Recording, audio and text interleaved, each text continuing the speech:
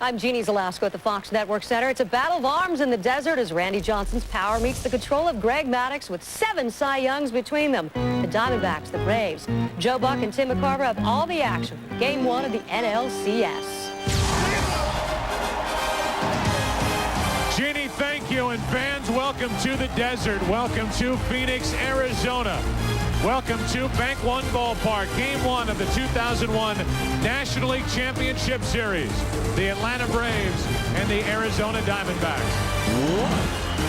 And now welcome to the broadcast booth, everybody. I'm Joe Buck along with Tim McCarver. Well, you look at what happened in the division series. The Braves go 1-2-3 against the Houston Astros. They can have their starting rotation set up any way they want it. For the Arizona Diamondbacks, a thrilling night here 2 nights ago as they beat St. Louis. One thing that didn't happen, they didn't have to use Randy Johnson in relief. He's ready to go this afternoon. So it'll be Randy Johnson against Greg Maddux. 2 guys who get hitters out very, very differently. Of course, Randy Johnson towers over almost anybody at 6'10", relying on a fastball and a slider. Greg Maddux, on the other hand, throws a lot of off-speed pitches, changes on his own, great tactile features in those fingers of his. With that in mind, Bob Brenly told us that the Arizona Diamondbacks will be on the move, running. The last time they beat Greg Maddux in Atlanta, they hit and run 6 times against him that day. And if you want to go a step farther, for Greg Maddux, 11 losses this season, 2 of his worst losses to the Arizona Diamondbacks. You could say the 2 guys are kind of an odd couple. Yeah. Randy Johnson, Greg Maddux. Who will win Game 1? A tremendous pitching matchup here in the desert. Fans, stay tuned. Game 1 of the NLCS comes your way next.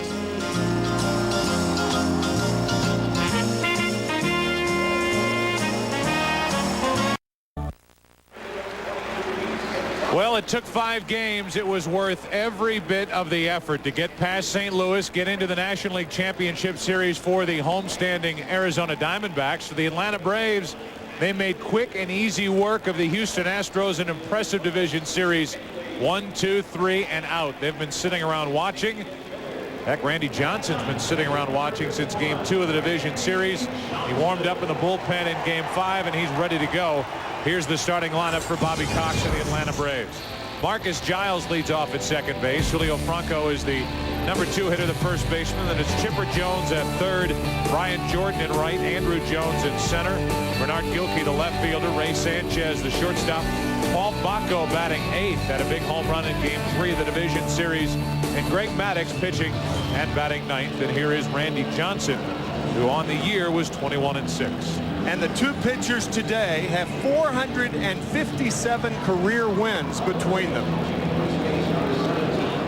Defensively behind Randy Johnson, no surprises for Bob Brenly. Gonzalez in left, Finley in center, and Reggie Sanders over in right. Around the infield, highlight the guys up the middle.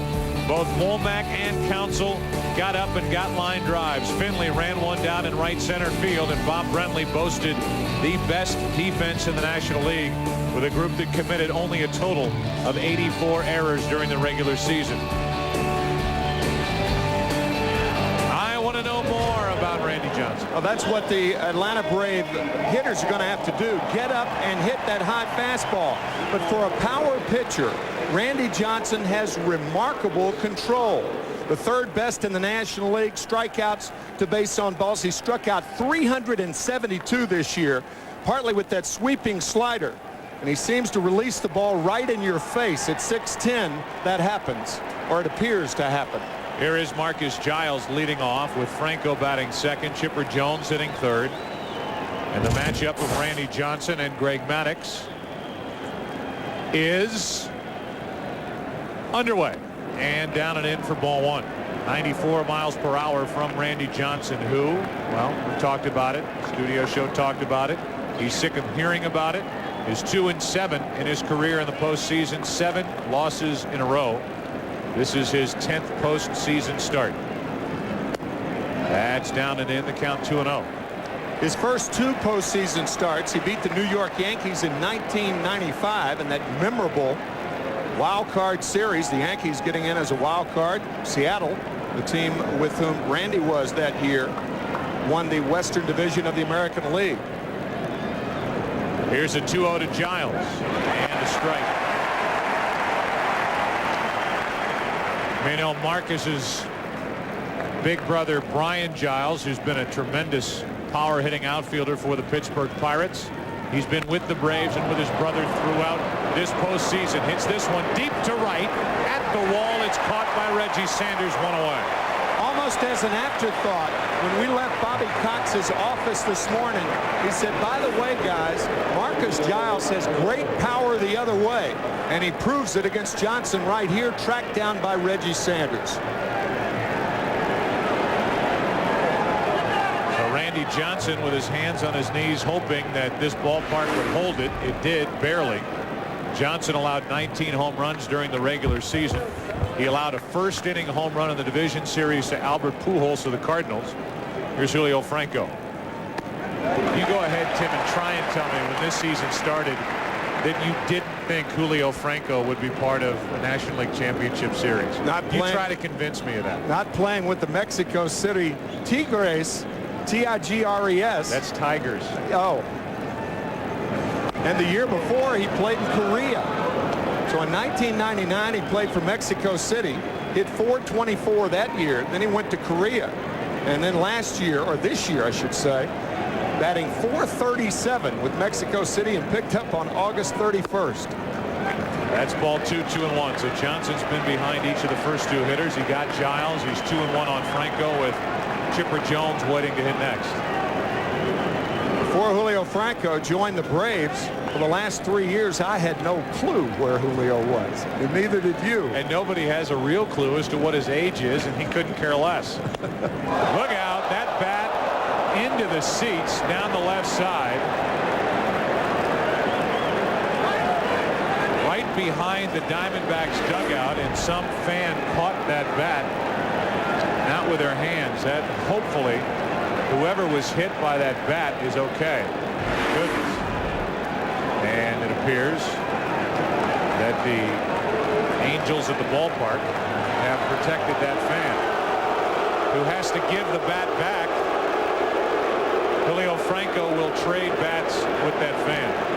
You give me the one that I brought with Mexico, from Mexico with me, and I'll give you this one that I had with Texas back in the mid-'80s. That is perhaps the most traditional ritual in baseball.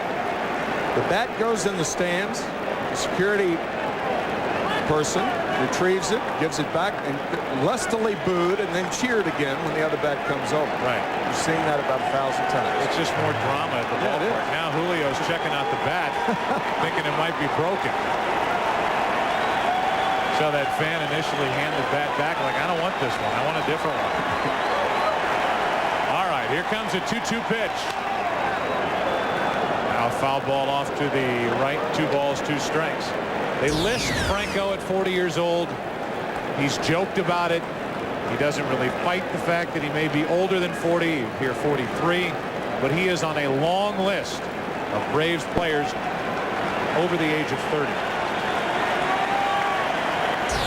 Here's a 2-2. Too far outside, 3 balls, 2 strikes. Also, with how hard Johnson throws and the way Franco holds his bat, see that curl right there? Long way to go to get it in the hitting area. He almost has to hit the fastball the other way. That fastball just missing. Here's the 3-2 pitch, 2 out.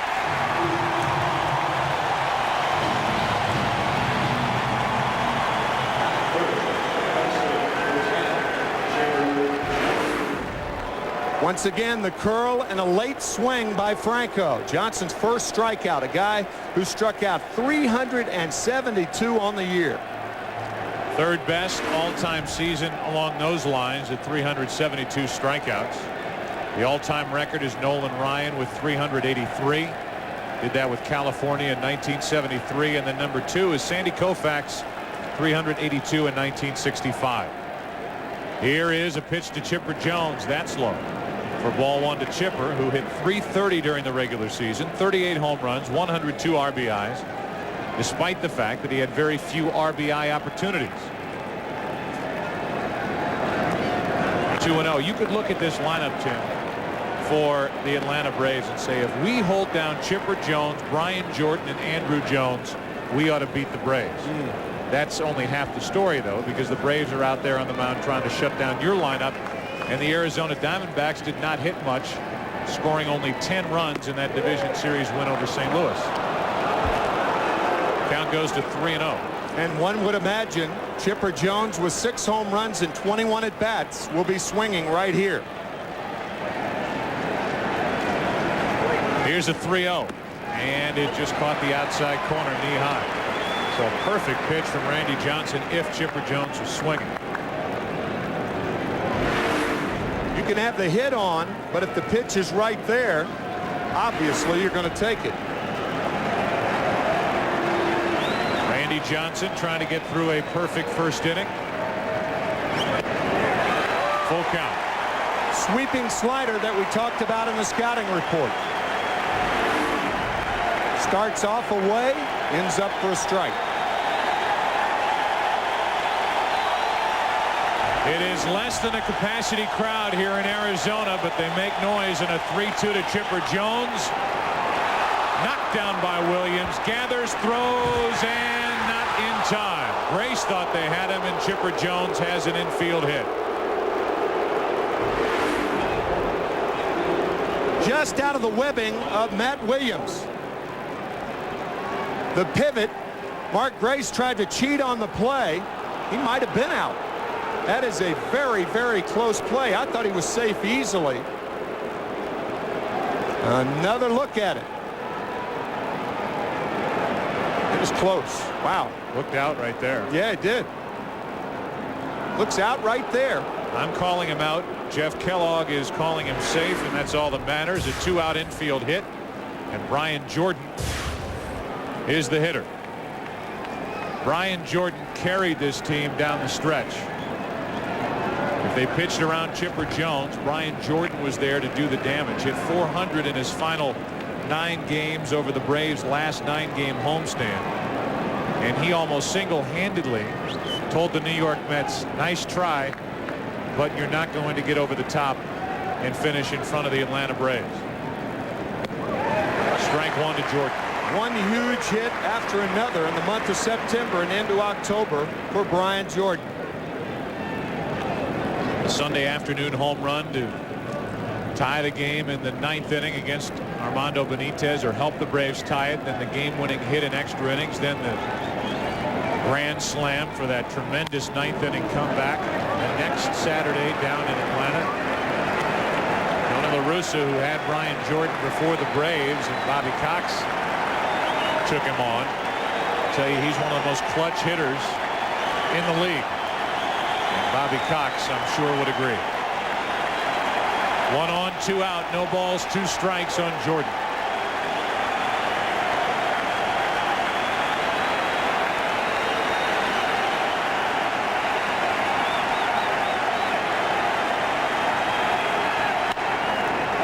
That should end the top of the first. Mark Grace searching for it in the roof.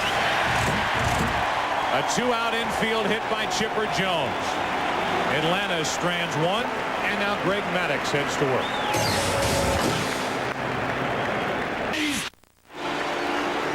Greg Maddux on the hill. Tony Womack will lead it off for Arizona. He got the game winner. 9th inning, game 5. He's joined by Craig Counsell, Luis Gonzalez. Reggie Sanders cleans up. Mark Grace at first, Matt Williams the third baseman, Steve Finley in center, Damian Miller the catcher, and Randy Johnson pitching and batting ninth. Throughout this game, we will be keeping track of Maddux in the many, many ways he gets hitters out. Will that be part of your scouting report? Would be. We'll hear that in just a moment after we show you the defense. It's Womack, Counsell, Gonzalez, and as usual, pitch number 1 is a strike. Pitch number 2 is none. Greg Maddux does this. He is an ice man indeed. Ground balls in abundance, meticulous and methodical. Womack lines one to right. Jordan puts it away. This is a rather loud first out. Greg Maddux, nobody in baseball and nobody that I've ever seen pitch, Joe, relies on finger pressure. That great tactile sense that Greg Maddux has. Pressure on the middle finger, the ball goes in. Pressure on the index finger, he throws the sinker.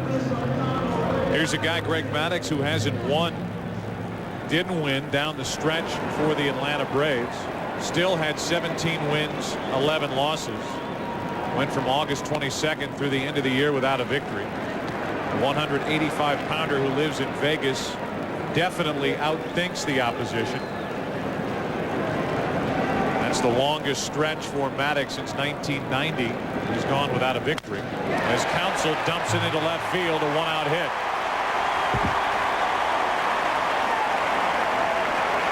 One on, one out. Playing defense behind this four-time Cy Young Award winner. Gilkey, Andrew Jones, and Brian Jordan in the outfield. With Chipper Jones, Ray Sanchez, Marcus Giles, and Julio Franco on the infield. Paul Bacco catching Greg Maddux. I mean, there's just a good indication as to how things have changed for the Braves. You just go around that defense and look at the names. Gilkey's in left. He was released by St. Louis at the end of spring training. Ray Sanchez picked up from Kansas City, a very good glove man at short. Marcus Giles, a rookie player at second base. Julio Franco was playing in the Mexican League as Gonzalez takes a strike, and Paul Bacco, who's kind of taken over as the everyday catcher because of the left ankle injury to Javi Lopez, but who caught Greg Maddux all year, is behind the plate. Javi Lopez, by the way, is on the roster. There's Javi in the foreground right there. Ankle sore, but he's ready to go. So Lopez is on and Wes Helms is off. Kevin Millwood has been added to this LCS roster. He was left off in the division series as the Braves went with only 3 starters. They only needed 3 starters. Gonzalez grounds it foul, and the count 0-2. It is obvious by these acquisitions that John Schuerholz this season, more than at any other time during this incredible run, is operating under a much tighter budget with names like Caminiti, bringing up Giles, Ray Sanchez, Julio Franco.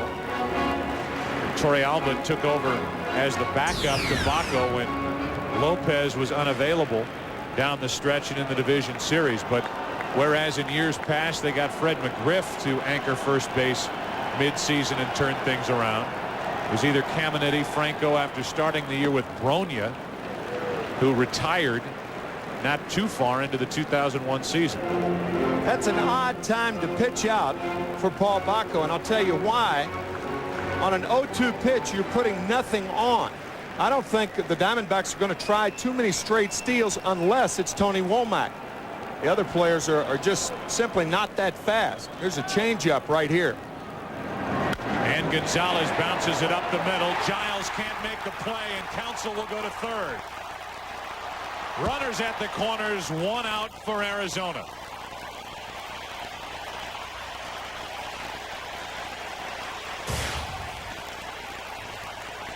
As we said, Greg Maddux relies on the ground balls and does not get a break here when Marcus Giles allows the ball to go under the glove, and an error on Marcus Giles as Counsell alertly goes to third.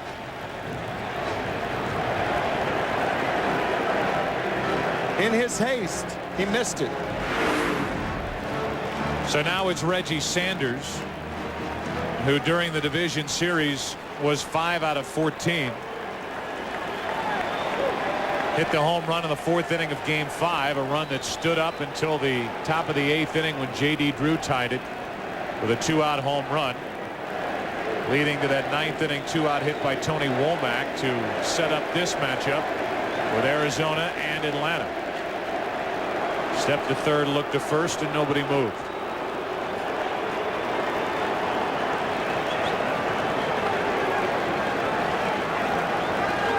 Sanders with 27 strikeouts and 52 at-bats in his postseason history. During the regular season, hit 33 home runs and drove in 90. There's ball 1. This was a no-doubter. Curveball off Matt Morris 2 nights ago. Greg Maddux should give, or I should say Sanders, Reggie Sanders should give Maddux trouble, because Maddux, in order to be effective, has to keep the ball down. And Reggie Sanders, one of the better low ball hitters around. On the outside corner, a ball and a strike. The Diamondbacks in the National League Championship Series for the first time in their 4-year history. Meanwhile, the Atlanta Braves are in the National League Championship Series for the 9th time in the last 10 National League Championship Series. Here comes a 1-1. Up the middle, Arizona takes a 1-0 first inning lead.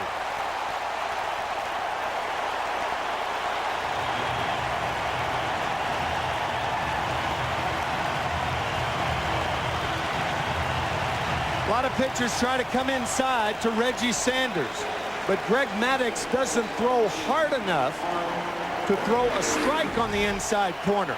This ball stays away, and Sanders hits it hard up the middle. First scoring in the afternoon.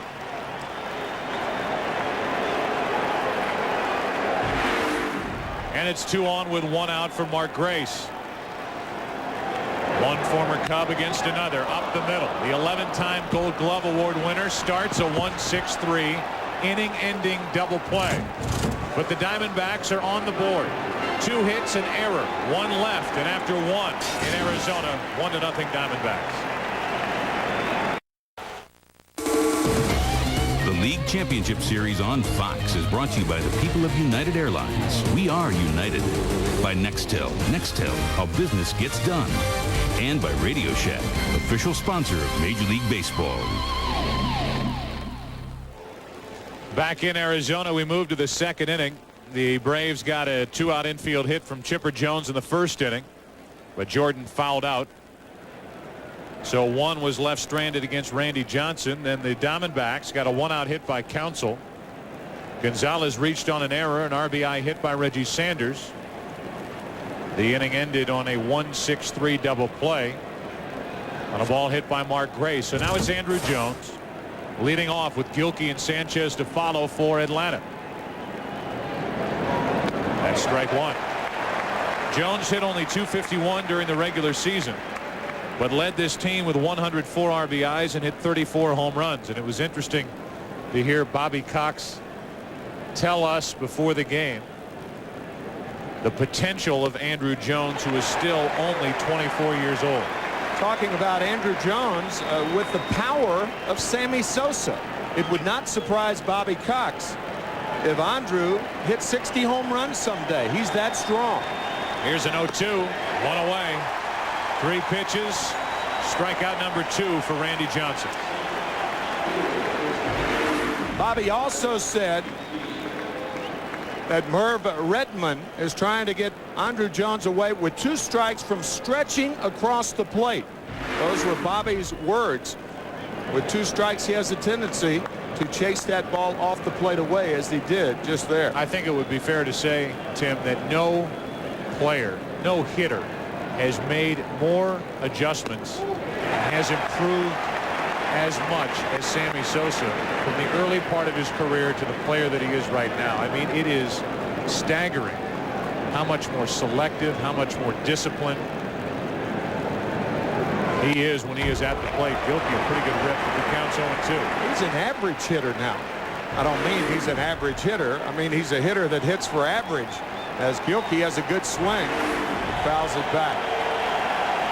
Gilkey released by St. Louis at the end of spring training. He was home in St. Louis for 2 weeks before the Braves called. Went to AAA Richmond, and now here he is starting in Game 1 of the NLCS. And staying alive as the count remains 0-2.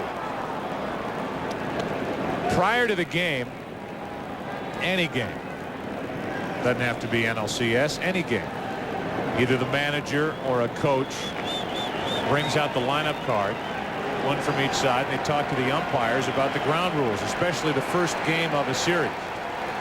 Bob Brenly's wearing a microphone. We'll play you a portion of their conversation after this. Here comes a pitch down and in to make it 1-2. After this at bat, Bob Brenly will explain to us some of the trickier ground rules in all of Major League Baseball because of that yellow line that's darting all over the place in the outfield.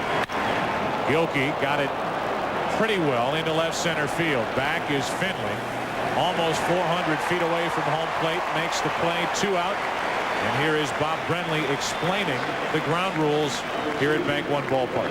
Out, up and down, it's all good.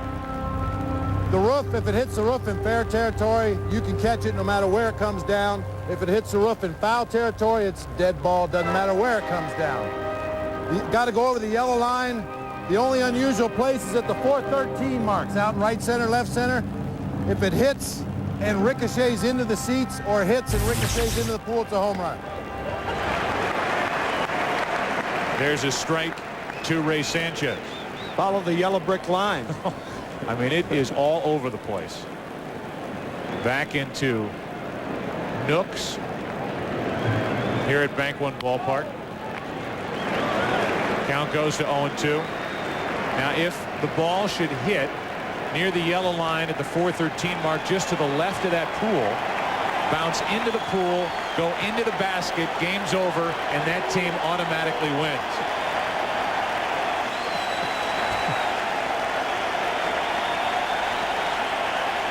Randy Johnson looking for strikeout number 3. Sanchez just able to lay off. 1-2. Here's a guy, Ray Sanchez, that few people know about. One of the best defensive shortstops in the game. A better hitter than most people realize, and a free agent to be. He's going to land a big contract somewhere. 2-2. Also, Joe, there are not too many guys that you can say when his playing days are over, he could go right out of uniform into a manager's uniform. That's how smart Ray Sanchez is. One of the smarter plays around, and he is a winner. Except in 97, his year with the Yankees, that was the year they were bounced out of the playoffs by the Indians. Here, Ray Sanchez is gone. Strikeout number 3 for Johnson. He looks like he's on. That's bad news for Atlanta. Maddux goes back to the hill, down by a run.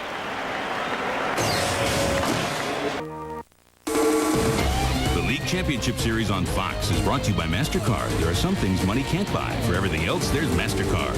By the American Plastics Council. Plastics make it possible. And by Goodyear, reminding you to take all your journeys on the wings of Goodyear. It is the bottom of the second, a 1-0 Arizona lead. Matt Williams first up, then Steve Finley and Damian Miller to follow. If anybody gets on, Randy Johnson against Greg Maddux, who allowed a run but got out of big trouble by starting a 1-6-3 double play in the first inning. Strike 1 to Matt Williams, who had 1 hit in the division series, but boy did it count. A leadoff double in the 9th inning of Game 5 to start the game-winning rally. Up the middle, another hit. The 3rd allowed by Maddux so far. Matt with a funny quote in the Arizona Public this morning saying that you can see Greg Maddux trying to kick the ball. I don't want to do that. But Matt saying at least I had an average to take into the LCS. Well, Matt, you have an average now, too. He was 0 for 15 before that double the other night. Meanwhile, one of the hotter hitters for the Diamondbacks, if not the hottest, is at the plate, and that's Steve Finley. And we mentioned it during the division series. Bob Brenly, this is kind of his wild card. They'll put him in the number 2 spot, the number 4 spot, 5. He's sitting 7th here this afternoon. And that person loves Finley. Maddux with a count of 1 ball, 1 strike. Maddux is making his 26th postseason start. While everybody talks about the numbers for Randy Johnson, 2-7 and 7 losses in a row, Maddux is only 11-11. The 26 postseason starts for Greg Maddux. Williams is running on a ground ball back to Maddux, and they still get a 1-6-3 double play. Even by starting the runner, trying for the hit and run, Maddux still starts a double play, 2 out.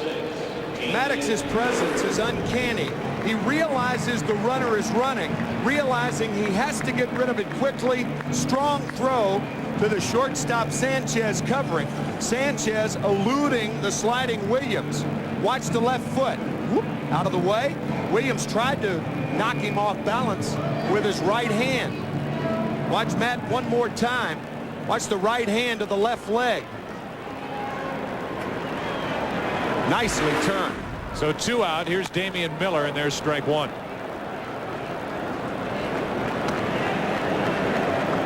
So 11 times a Gold Glove Award winner for Greg Maddux. I think at some point you just live on reputation. But it is deserving for Maddux, who does everything right. He can get a bunt down, he'll get a big hit. He's given up a lot of hits so far today in a 1-0 game. That's 4 hits plus a man reached on an error, and we're only through an inning and 2/3. Randy Johnson. 5 of the first 8 hitters for the Diamondbacks have reached base. 4 hits and an error. So Randy Johnson will be the hitter. Randy Johnson, 8 hits and 80 at-bats this season, one of which could have been a double were it not for a bit of a stumble around the first base bag.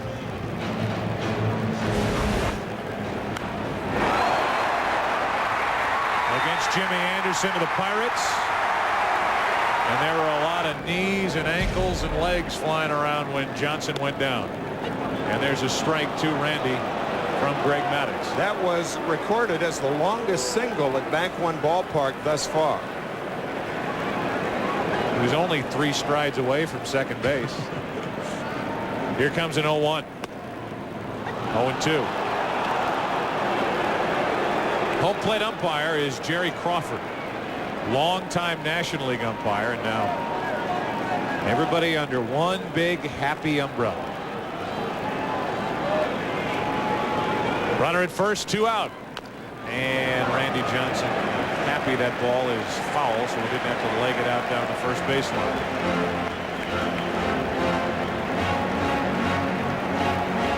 The rest of the cast around Jerry Crawford: Jeff Kellogg, Angel Hernandez, Mike Riley, Jerry Davis, Tim McClellan. Angel Hernandez, longtime National League umpire as well. Runner at first, 2 out, no balls, 2 strikes, and Randy Johnson. Maddux looking for his first strikeout, and he misses low, 1-2.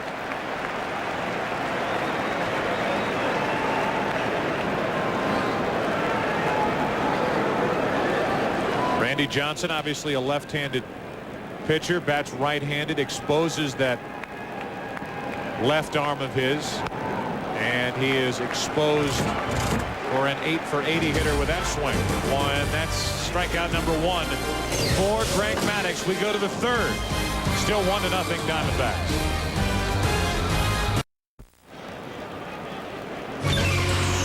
Well, tomorrow at 4 Eastern, 1 Pacific on Fox, it's Game 1 of the American League Championship Series presented by the New York Stock Exchange. As the Yankees head to Seattle to take on the Mariners, a rematch of last year's ALCS. Then at 8 Eastern, 5 Pacific, Game 2 of this series, Tom Glavine and the Braves, Miguel Batista and Arizona. Road to the World Series continues tomorrow at 4 Eastern, 1 Pacific here on Fox. Paul Bacco, who just became a dad for the 2nd time and just arrived here in Phoenix at 9 a.m. this morning with cigars for his teammates after young Will Bacco was born, is quickly in the hole 0-2. I'm sure his wife Lori is watching very intently from Atlanta today. Here's an 0-2. Bacco gets a piece of it, hits it on 1 hop to Matt Williams. 1 out.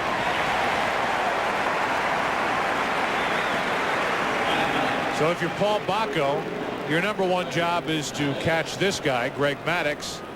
And Greg, Bobby Cox, they don't care if you hit left-handed. You get to be the left-handed batter against Randy Johnson. So anything you give us offensively, says Bobby Cox, thank you very much, but you're guiding Greg through this game. 1 out, nobody on, and Maddux, who was 12 out of 64 at the plate during the regular season, stands in and hits it foul outside first.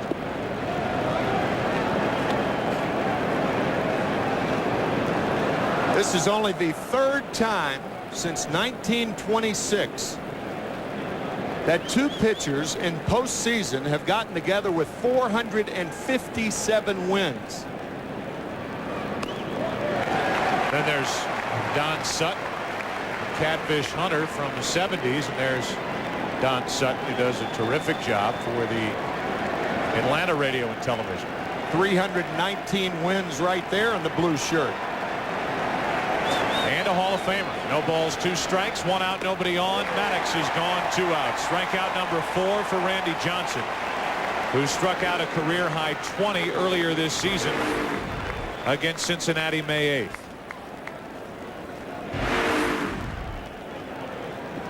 After falling behind each of the first 3 hitters, Randy Johnson now has started the last 6 hitters 0-2. Here's Marcus Giles, who flied to deep right his first time up. You've heard it so many times before. Pitchers have to stay ahead of the hitters. Left side, tricky hop. Good play by Matt Williams, and a quick and easy 3rd inning for Randy Johnson. A strikeout, 2 ground outs, bottom of the 3rd, top of the order for the Diamondbacks, who lead it by 1.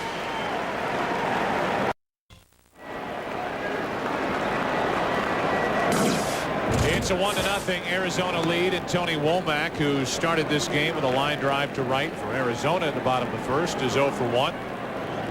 Leads off and takes a strike. Womack, Counsell, Gonzalez. It's still 0-2. Let's go back to Sunday night. Off the hands, off Steve Klein, and Bautista scored, and with that, the Diamondbacks set up the NLCS matchup against Atlanta. An emotional year, as we talked about, for Tony Womack, who lost his father early in the season, hit a game-winning home run on Father's Day, had an emotional trip around the bases, and then ends up getting the game-winning hit in Game 5 of the division series. That's well hit, but foul down the right side. Grand slam on Father's Day with 2 doubles. Very emotionally coming across the plate. He just misses. At least a double right here. A little late hook. That at bat was so interesting the other night, Joe, because Tony Womack made an out and got a hit in the same at bat. Missed on the squeeze and got the game-winning hit with 2 outs and 2 strikes. Asked Bob Brenly, last question we asked him as we headed out of his office. Being thrown out by security, I think, if I remember correctly. Right. Said, would you squeeze again with Womack? Yes. Okay, meeting over. See you later. That's out of play. The question was against the side-wheeling left-hander Klein. Bob Brenly put Tony Womack in a situation where it was hard to get a bunt down. He missed it. Matheny made a good play. They got the out, but a few pitches later, Womack got the game-winning hit. That squirted foul. Womack had a .538 on-base percentage in the 3 wins against the Cardinals in the division series. When the Diamondbacks lost, he wasn't a part of the offense for Arizona. So obviously, for this team that really hasn't hit much, hit .267 as a team during the regular season, but not much at all against St. Louis in the division series, it is vitally important that he get on base and start things for this team. That's strikeout number 2 for Maddux, and out number 1 here in the 3rd inning. At finger pressure that we talk about, Maddux, compared to Johnson, grips the ball tighter. The looser you grip the ball, the harder you throw it. And Maddux, as we've said, is a master at his grips, finger pressure. Of all the 5 senses, if Greg Maddux lost his sense of touch, it would probably be the worst thing to lose as a pitcher. With 1 out, nobody on, Counsell takes a ball. I bet Maddux can give a terrific massage.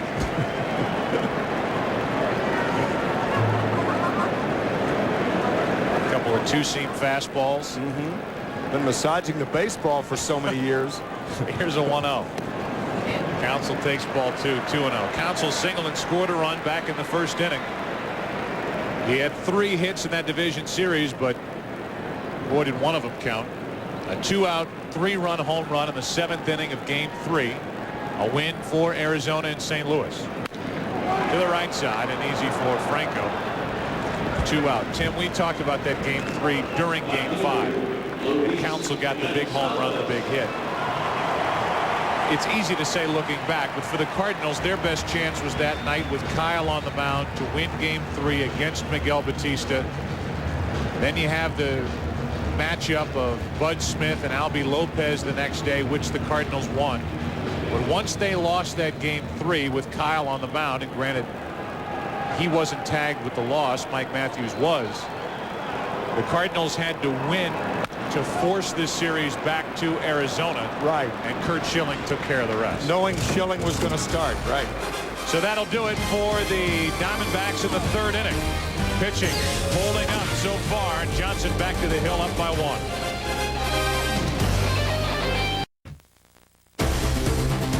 The League Championship Series on Fox is brought to you by the people of United Airlines. We are united. It's the 4th inning. That's part of the water feature out beyond the wall in right center field, and Julio Franco takes a pitch for ball 1 up and away. 4th inning, 1-0 Arizona on a first inning RBI hit by Reggie Sanders. Franco struck out his first time. Chipper Jones, Brian Jordan will follow. 1-1.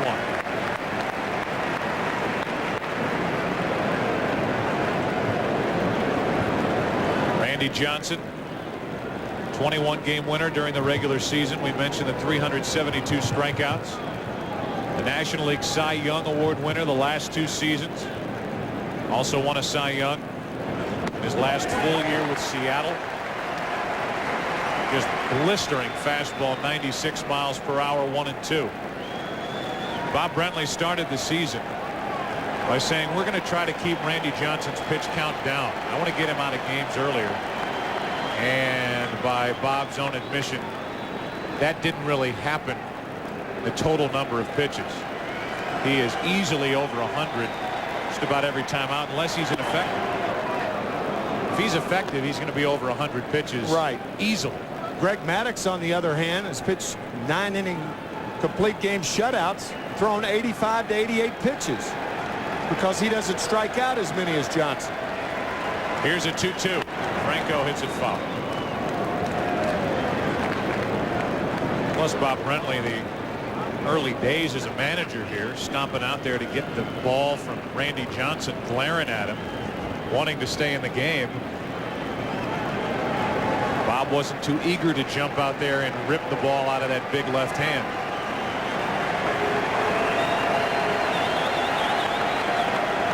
Two balls, 2 strikes on Franco. Franco came up with Philadelphia in 1982 and was shortly traded for Von Hayes, a 5-for-1 deal to Cleveland. Still 2-2. Von Hayes is much touted as having a terrific swing, and did he ever have a beautiful swing? Von now retired, and Julio continues. Nice.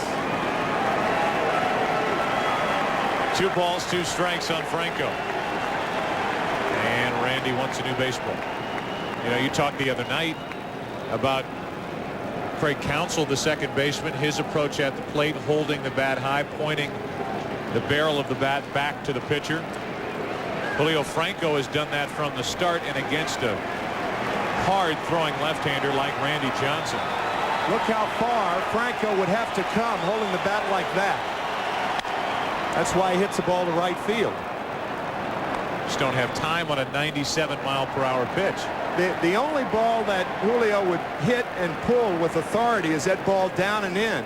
But anything from the waist up to the letters, he's going to have a very difficult time pulling it, unless perhaps it's a slower pitch like the slider. Problem with Randy Johnson, both pitches often are thrown about the same speed. When Rico Brony retired, it was obviously only a matter of time before the Braves ended up with a new first baseman, as opposed to trying Wes Helms over there over the long haul. And most thought that Atlanta would go back out and get Andres Galarraga back, as Franco lines one to Womack. 1 out.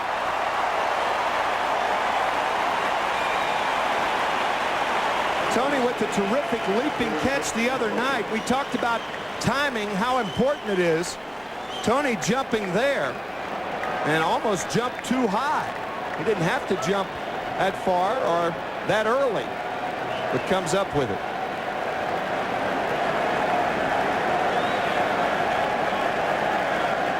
So 1 out, and Chipper Jones. Check swing foul. Some of the fans saying, Larry, Larry. Some displaced New Yorkers must be here in the crowd in Phoenix.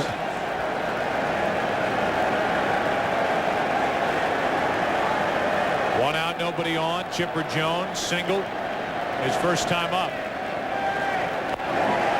0-2.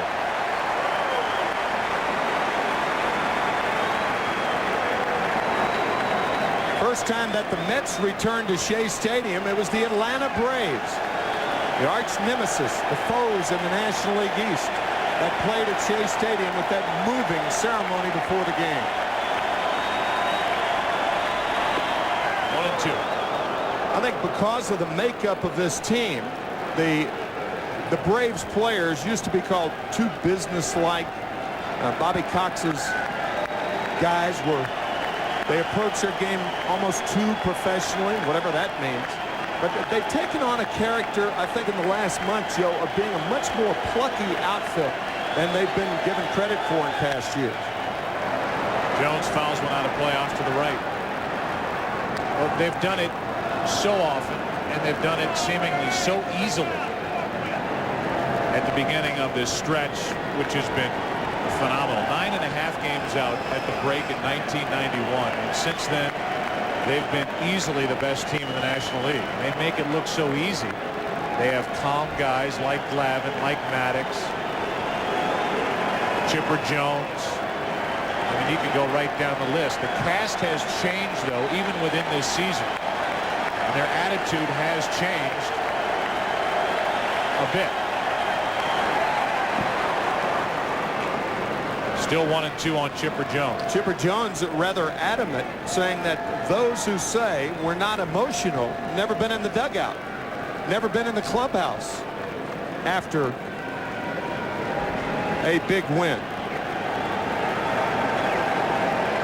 Then there's steady Bobby Cox, who goes along almost unnoticed, but has been the captain of this incredible ship on this incredible ride. And now with 2 out, nobody on, the batter will be Brian Jordan as Johnson gets his 5th strikeout. And we'll give you our Radio Shack trivia question as you look at the strikeout again. The Diamondbacks are attempting to become the 5th expansion team ever to win the World Series title. Which expansion team was the first to win the World Series? Go ahead. Can't give the answer. We have to allow the audience to mull it over for a while. Jordan hits one into left center field. Finley on the run. He's there, and another 1-2-3 inning for Randy Johnson.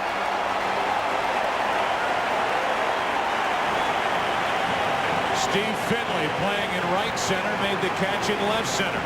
And after 3.5 at Bank One Ballpark, 1-0 Diamondbacks.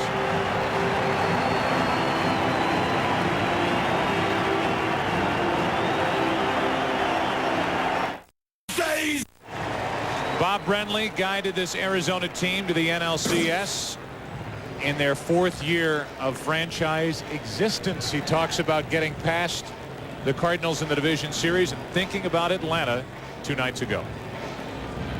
I think for a community and an organization, that could have been the crystallizing point in the relationship that this team has with the fans. Unfortunately, in this town, any championships that have been won over the year or titles that have been won have always been won on the road. The fans here have never really had an opportunity to get out on the streets and hoop and holler and, you know, be on the 11 o'clock news and, you know, wear their purple and be proud to support this ball club. Well, they had a fun night here on Sunday night. Bob Brenly telling us that he started to think about the Atlanta Braves on his drive home from the ballpark. But after the ballpark, we went in there to see Bob, and obviously an emotional couple of hours with the team celebrating in their clubhouse.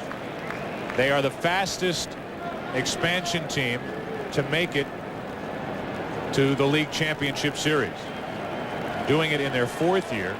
The Marlins did it in their 5th year and then won that world championship in 1997. But that's not our Radio Shack trivia question at all. No, it's not. The question is, which expansion team was the first one to win the World Series?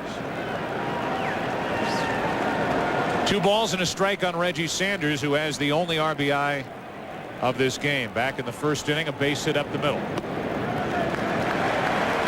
Count goes to 3-1 from a guy who did not walk anyone in 72 1/3 innings during one stretch this season, which is a National League record. So expect a strike. Ball 4. Well, we've talked enough about it. Let's give it to you again. The Diamondbacks are attempting to become the 5th expansion team to ever win the World Series. Which expansion team was the first to win the World Series? I can tell by the look on your face it took you 2.3 seconds to think of the 1969 Miracle Mets after their first year, 1962.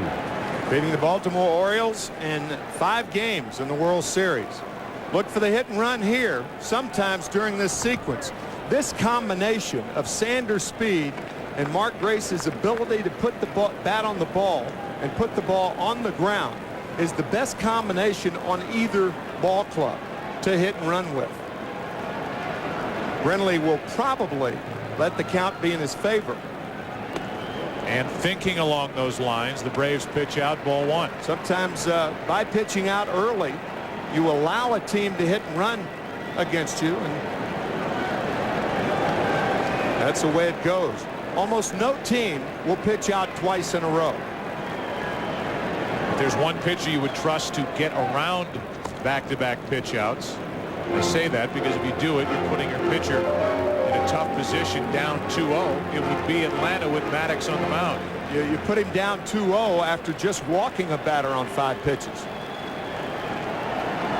Sanders at first with nobody out. Diamondbacks trying to add to their 1-0 4th inning lead.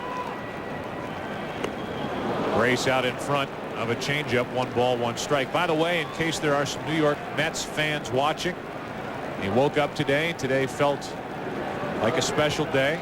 You're wondering why? Well, on this date in 1969, the 16th of October, the Mets clinched the title with a Game 5 victory to complete their upset over the Orioles. Pitch out. There's the second pitch out of this at bat. Now the count's 2-1, and the Braves may have just pitched out into a running situation with a count of 2 balls and a strike. Bobby Cox trying to think along with Bob Brenly. You expect to see him go? Oh, yeah. Yep. Right now. He's running. Grace fouls it away. 2-2. The elements of why you pitch out. The speed of the runner at first means nothing. The ability of the hitter to make contact obviously is very important. But equally important, a pitcher that throws a lot of ground balls like Greg Maddux does. For instance, it would not be savvy to hit and run against Randy Johnson because most of his outs are either strikeouts or fly balls. So Maddux, Grace, Sanders with his speed, another added element. All the things make sense. Runner stays put, and Grace fouls it outside first.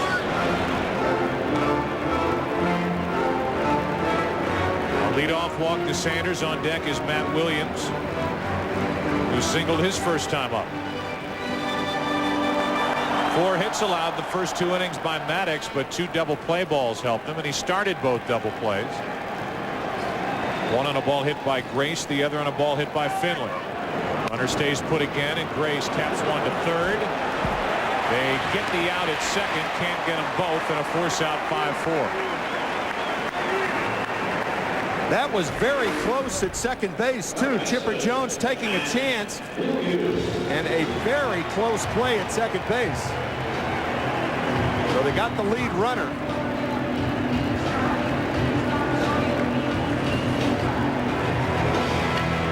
One of the reasons that Chipper Jones went to second anyway was that Grace is not a fast runner. So if you miss the play at second, boy, that was close.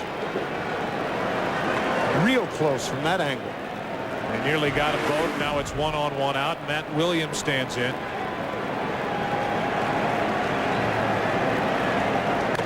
Nearly got them both, and both were nearly safe.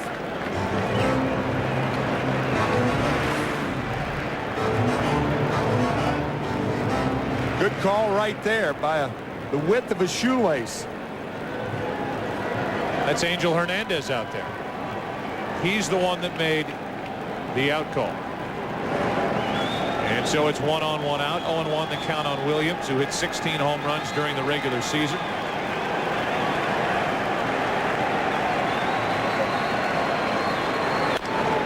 Slow roller, Chipper Jones goes to first. 2 out. Bobby Cox had a question when he was told by the front office that they had made the deal to get Franco. He said, well, that's great, but can he play first base? He's moved around pretty well over there after Ken Caminiti really struggled going to the other side of the diamond. I don't think Steve Finley's going to see a good pitch to hit here with Damian Miller on deck. Maddux may elect to put him on intentionally. Remember, Finley has been the hottest hitter for either side, and I think the Braves are doing the right thing right here to walk Steve Finley. So the second walk of the inning, first intentional walk. We'll put 2 on for Damian Miller.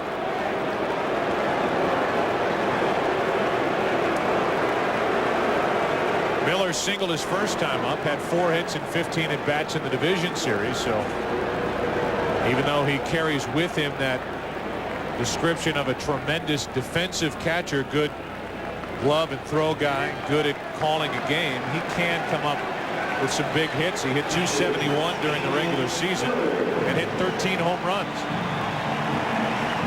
Joe, on our way over here today, we were kidding about this game today, about there being the chance to get big hits by either side.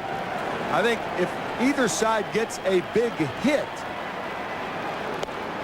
it would be well. Of course, the Diamondbacks have one already in Reggie Sanders, but against these two pitchers, offenses don't get too many big hits. Or the chance for the big hit, right, in a spot to drive home a run, and Damian Miller is up in that situation now. Lays off, 1 ball, 1 strike.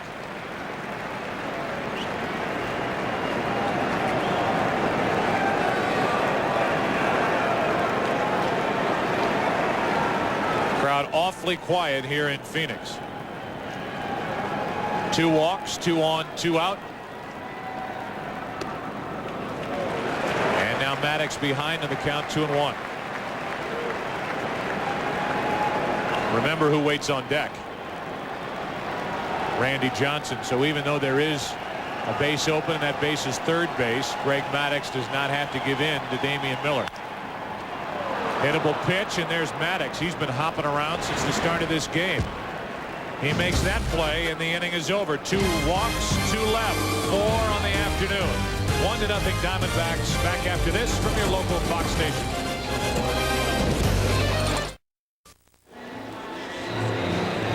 Randy Johnson is back to the hill. 5th inning now. Andrew Jones, Bernard Gilkey, Ray Sanchez for Atlanta. Jones struck out his first time. Johnson has 5 strikeouts. He's allowed 1 hit. Even that hit was iffy on a line drive that went in and out of the glove of Matt Williams at third base. Williams almost recovered to get the out at first. There's a strike to Andrew Jones. So Johnson has been dominant, retiring 10 in a row now as he brings home an 0-1. Good swing by Andrew Jones with the count 0-2. That's one of the few middle-of-the-plate fastballs the Braves have had to handle off Randy Johnson.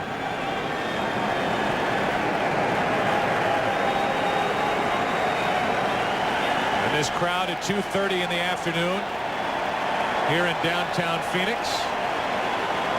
They get to applaud the 6th strikeout of the day for Randy Johnson. Here is our MasterCard fan cam. They tell me that Daniel Boone was a big man. With an eye like an eagle and as tall as a mountain was he. Daniel Boone was a man, yes, a big man. He was brave, he was fearless, and as tough as a mighty oak tree. From the coonskin cap on the top of old Dan to the heel of his rawhide shoe. Randy Johnson is a big man. Yes, he is. The frontier. So we include him. And with 1 out, nobody on in the 5th inning, Bernard Gilkey is at the plate. I am washing my hands of this, Tim. I'm putting this all on you. Oh, you are. Yes, 2 balls, no strikes. I had nothing to do with it. Daniel Boone was around Kentucky. He didn't make it to Arizona, did he? He vacationed out here. Oh, he did? Yeah. He talked about the dry heat that was really good for his sinus infection. Of course, he left the hat at home. Left side, and Gilkey grounds out 5-3.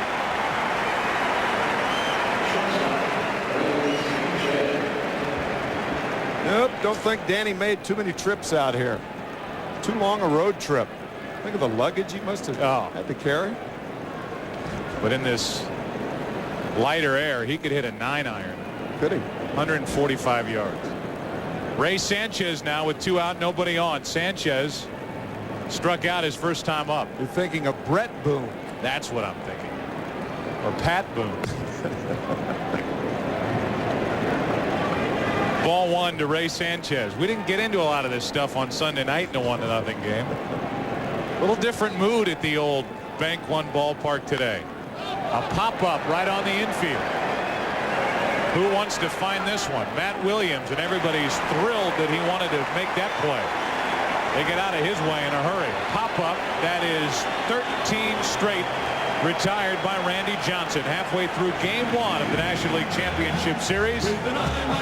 1-0, Arizona.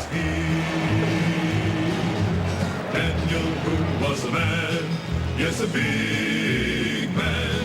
He was brave. The League Championship Series on Fox is brought to you by Chevy Trucks, the most dependable, longest-lasting trucks on the road. By Napa Auto Parts. Napa, we keep America running. And by Michelin, because so much is riding on your tires.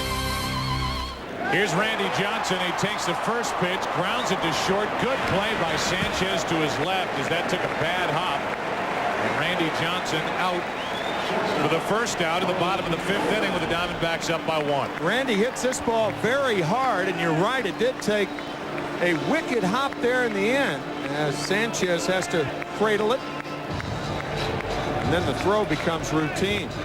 Randy Johnson, Joe, has thrown 62 pitches through 5 innings. That is an economy of pitches for the big unit. Well, both he and Curt Schilling curtailed their between start workouts during the division series, thinking that one or both could have to pitch on short rest. So here is Johnson pitching on a Tuesday afternoon after making that Game 2 start in the division series, and he has been fantastic. 1 ball, 1 strike on Tony Womack, who's 0 for 2. 1-2 punch, and there is no 1-2 punch in baseball like Johnson and Schilling. First duo since 1900 to rank 1 and 2 in both ERA and strikeouts in the major leagues. That's looped into right, long run for Jordan. That is out number 2 here in the bottom of the 5th inning as pitching continues to dominate. This fall, Fox presents Kiefer Sutherland in 24. The critics just love it. TV Guide, Rolling Stone, and USA Today all agree 24 is the best news show of the season. The series premiere of 24 coming Tuesday, November 6th to Fox. So now with 2 out, nobody on, the batter will be Craig Counsell, 1 for 2 in this game.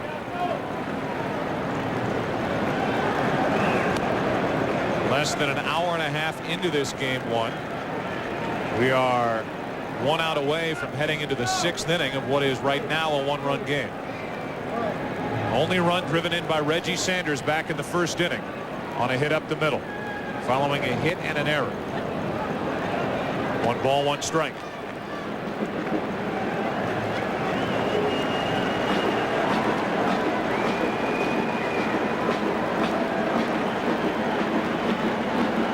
Counsell now 4 out of 18 in this postseason.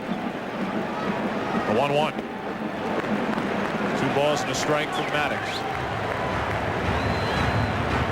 Points well taken from the start of our broadcast at how different the approach is for these 2 pitchers. Yeah, one's 6'10" left-handed, the other one's 6 feet right-handed. But we've seen a lot of contact made against Maddux on the other side. When there has been contact, they've been weak ground balls or pop-ups. 6 strikeouts for Johnson. Only 2 for Greg Maddux. And the ball's been put in play really all afternoon. Here's a 3-1 pitch. Counsell took strike 2. Maddux is brilliant in making hitters put balls into play on his terms. Rarely the hitters put it in play on their terms. Fat fastballs, for instance. 3-2.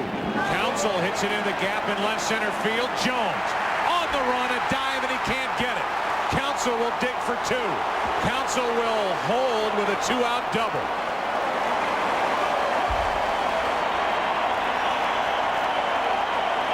If Andrew Jones can't get to it, nobody can get to it. You rarely see Andrew Jones dive for a ball, but forced to here. And he comes down. I'll tell you, that's how you can separate a shoulder.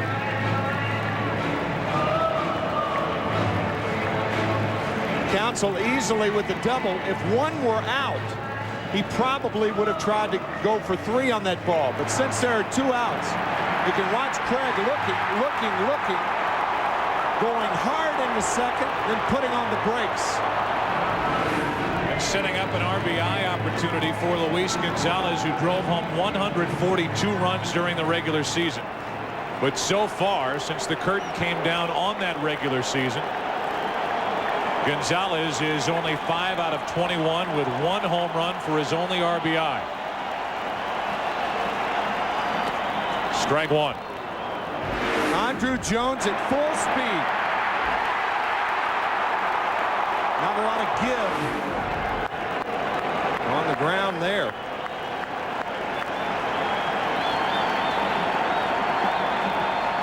The 0-1. Gonzalez hits it into right. Base hit. Here comes Counsell. No play. 2-0 Diamondbacks.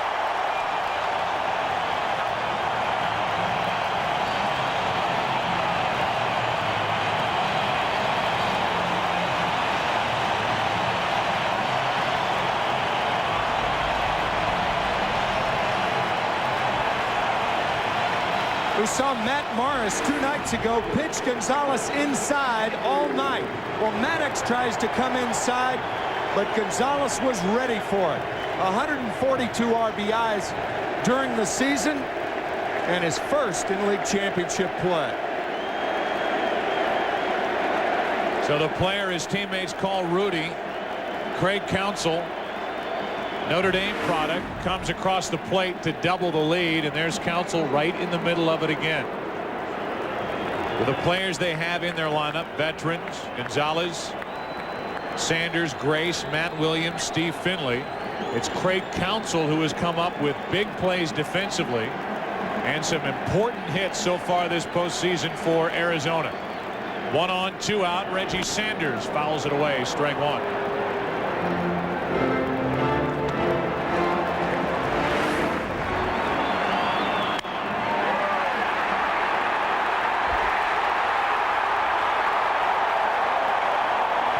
Knowing that ball didn't come far enough inside, and Gonzalez into right for only his 2nd RBI of the postseason. He's at first with 2 out and 0-1 count on Reggie Sanders.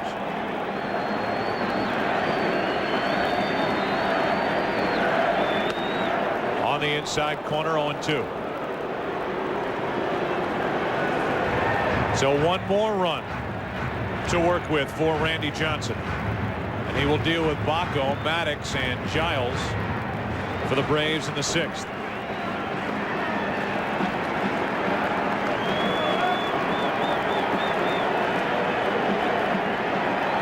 Heart of the order for Arizona. Getting it done against Greg Maddux, although it's still only a 2-run lead. They have out-hit Atlanta 6-1.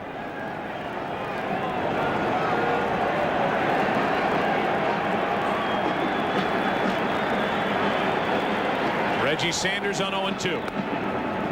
Took ball 1. I think here's a guy who's driven in 142 runs during the regular season. Why pitch to him? The reason you pitch to him is because Reggie Sanders is on deck. Reggie already with a single, and as we said earlier, perhaps the toughest out for Maddux in this lineup is Reggie Sanders because of his ability to hit the low pitch. On the outside corner, Maddux gets the benefit of the doubt, and the inning is over. But not before a 2-out double by Counsell, followed by an RBI single by Luis Gonzalez. Randy Johnson and the Diamondbacks leading game 1 of the NLCS 2-0 after 5. The League Championship Series on Fox is brought to you by Nissan. Nissan introduces the totally new V6 Ultimate, the cure for the common car. Welcome back inside Bank One Ballpark. We move to the 6th inning. It's Baco, then Maddux, then Giles against Randy Johnson, who's retired 13 in a row. The only left-handed batter in the lineup for Atlanta takes a ball. Baco 2 out of 8 in the postseason, but a put-you-away home run that he hit in Game 3 against the Astros in Atlanta to complete that 3-game sweep. To the right side for Counsell. To his left, 1 out. Jeannie Velasco is waiting, standing by with a game break. Hey, Joe, it is the postseason, right? Sacrifice life and limb to keep the drive alive. Look at Derek Jeter. No fear, lots of fans, but he got the out. And that sets up the rematch of last year's ALCS, and that starts tomorrow. The defending champs take on the now 119-game winners. 4 Eastern on Fox, Joe. All right, Jeannie, with 1 out, nobody on. Here's Maddux. He takes a strike. And Derek Jeter, the play that he made in Game 3, and I know it's been talked about a lot, but to us, we believe it is the reason why the Yankees were at least in a position to come up with 3 consecutive wins. And here's a guy with 87 hits, all-time postseason leader now in hits, on base, getting things done offensively, but defensively and intellectually, that play in Game 3, just the idea and the wherewithal to be there as basically the 3rd cutoff man to get the out at the plate to get Giambi to keep it a 1-0 game was phenomenal. Defies description. I mean, what was Derek Jeter even doing there? But his nose and eyes for the ball is perhaps unparalleled. You look at the game last night. That's going to go down in New York baseball history as same thing as John Havlicek's steal for the Celtics, the famous steal. Perhaps the Eruzione slap shot. I don't think it's overstating Eruzione scoring the goal against the Russians to make it 4-3 in the quarterfinal round of the 1980 Olympics. The drive by Joe Montana. I don't think any of that is overstating the play that Jeter made, and to me, they don't win it, plain and simple. They do not beat Oakland if Jeter doesn't make that play.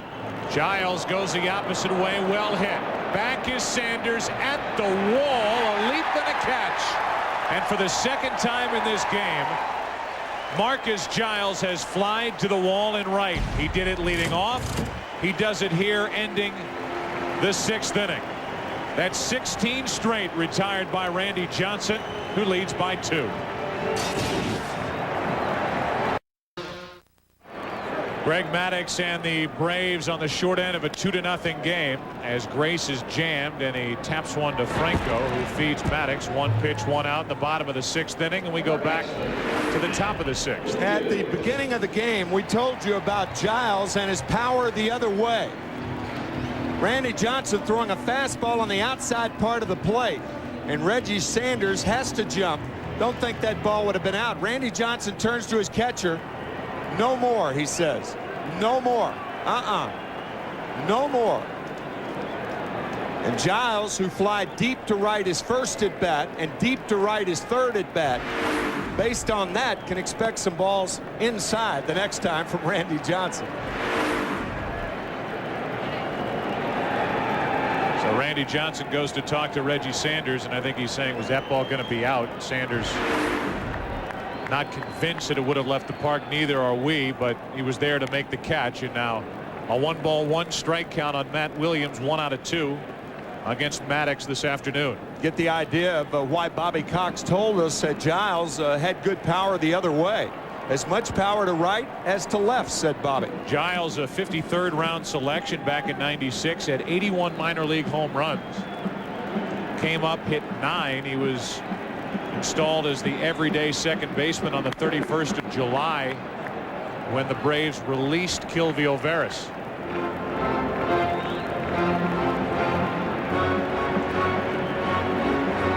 Remember the fight, Roberto Duran, no mas? Yes. Well, now it's Randy Johnson, no more. So with 1 out, nobody on, 1 ball, 2 strikes on Matt Williams with Finley on deck. And it stays 1-2.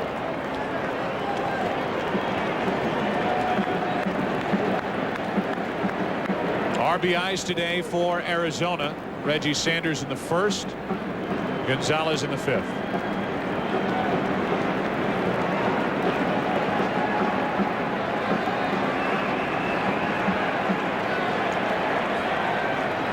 Joe, normally pitchers never, ever look at scouting reports during a game. But I would imagine because of the infrequency that Randy Johnson has faced some of these hitters, Giles, Sanchez, Franco. He's getting a refresher course. It appears that he is looking over that scouting report a little more thoroughly, but normally pitchers forget about it because they're very familiar with the offense they're facing. Like a quarterback looking at his wristband with the plays on it. Yeah. Wear the new MLB Authentic Collection premier jacket of your favorite team, featuring rip stop nylon and micro fleece lining. Order now, 1-800-365-0600. 1-800-365-0600. Ripstop nylon and micro fleece lining. 2 out, nobody on, the 0-1 to Finley. Maddux does not get the inside corner. 1-1. Finley's 0 for 1, bounced into a double play and was intentionally walked his last time up.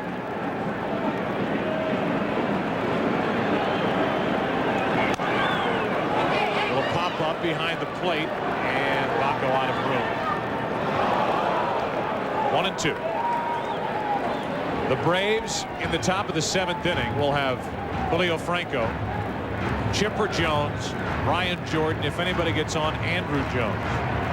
If they don't get something done in the top of the 7th inning, they may be hard pressed to mount a rally against Randy Johnson. So far, they have only 1 hit. Johnson's retired 16 straight. Struck out 7 along the way, and his pitch count is remarkably low.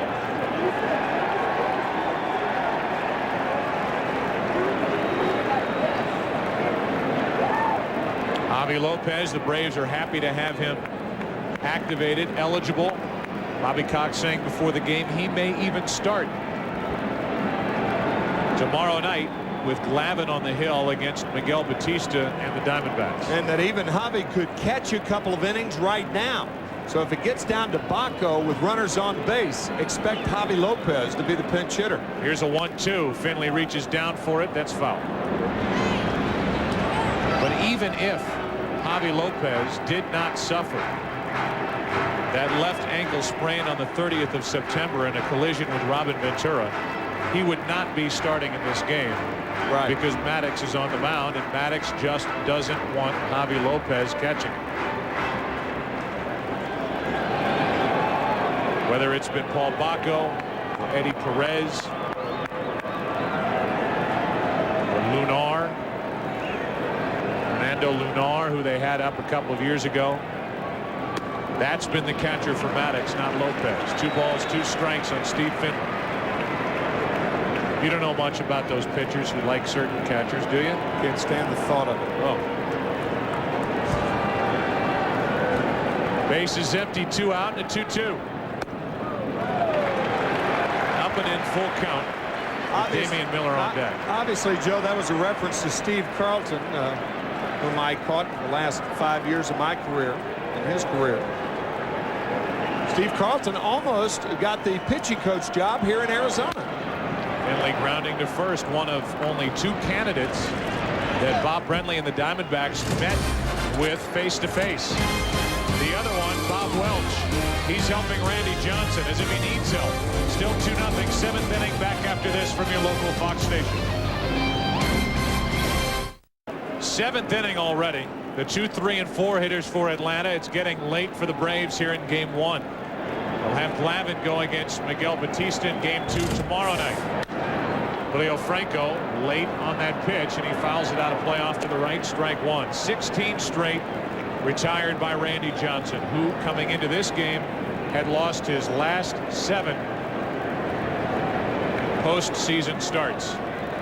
He has been virtually unhittable today with the only hit, an infield hit, back in the first inning with 2 out. Since then, 16 in a row retired. That's another foul, and that is strike 2. The 2 best at bats so far against Randy by the leadoff hitter, Marcus Giles.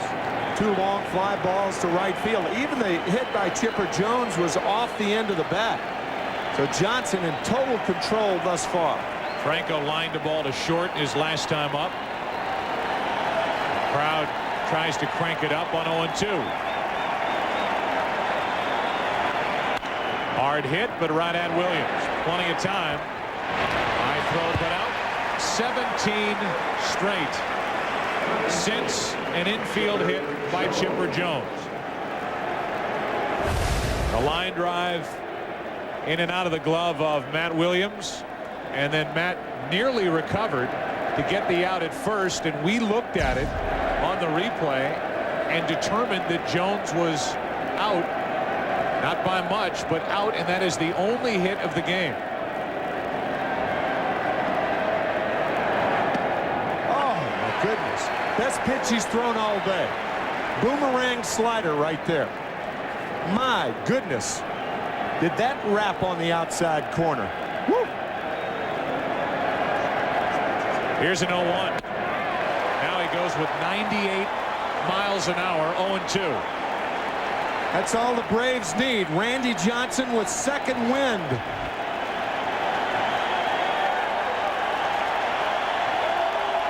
Previous pitch starting way outside, wrapping around the corner. And well framed by Miller. Now the 0-2 pitch. 1 ball, 2 strikes. Say it again, predominantly a 2-pitch pitcher. Right.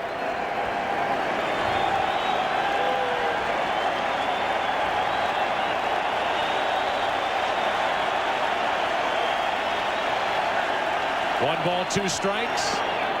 2 balls, 2 strikes.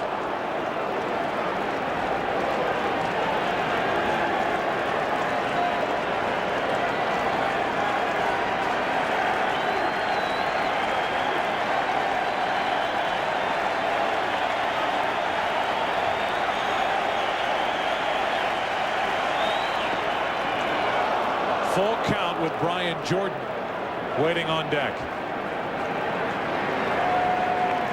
Jordan, who got 1 big hit after another down the stretch for Atlanta.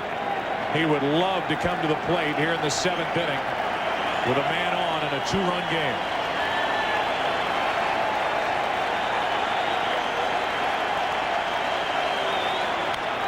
That's foul.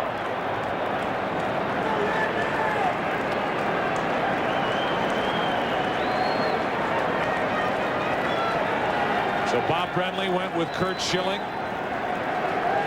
All 9 innings in Game 5 of the division series on Sunday night. Now on the top step watching, Bobby Cox near the top step watching is Randy Johnson. Has allowed 1 hit through 6 1/3 innings.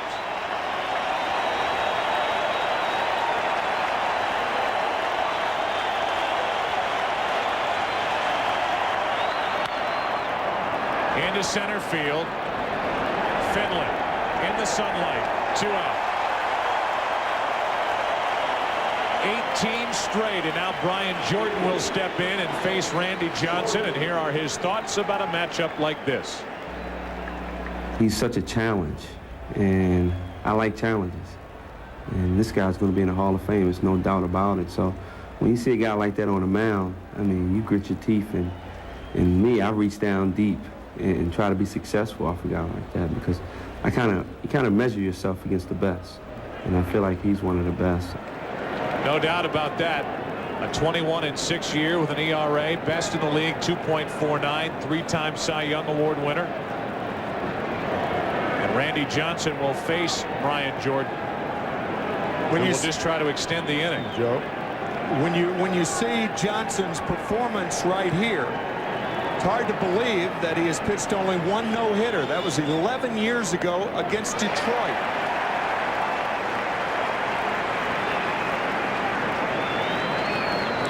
Strike 1 on Jordan on a breaking ball. Jordan is fouled out, lined out.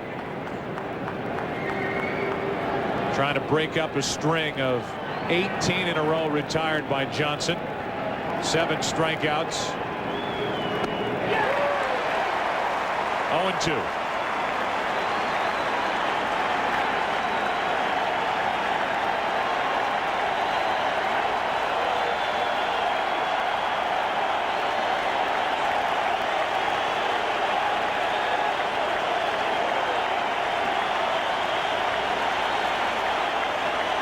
The 0-2.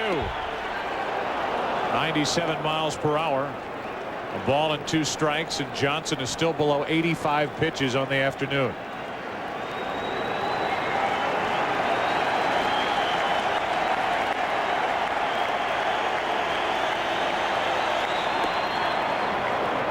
Two and 2.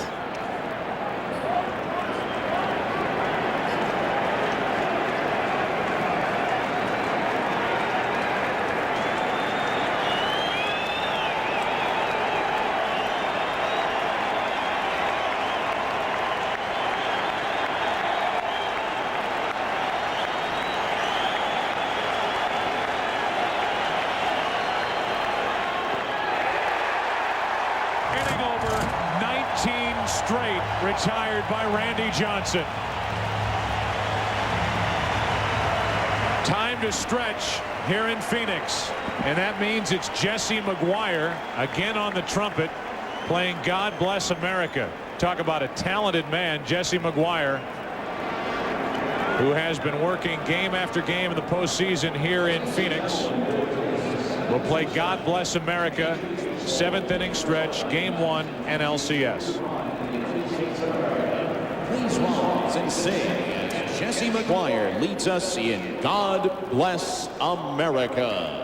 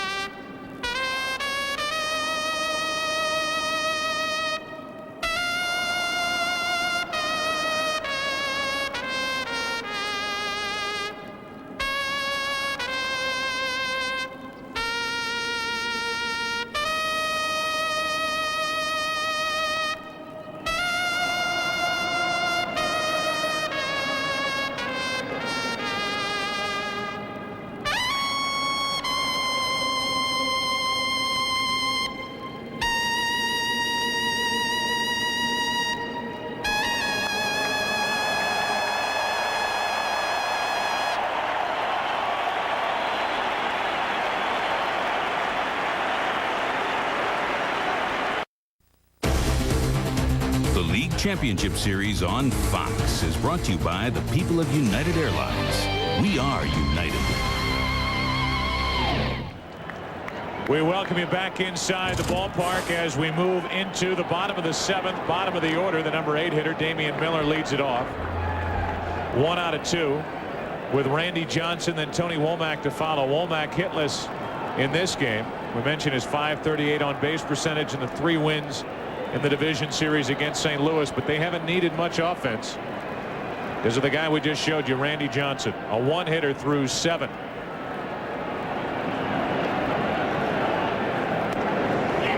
One ball, 1 strike on Damian Miller.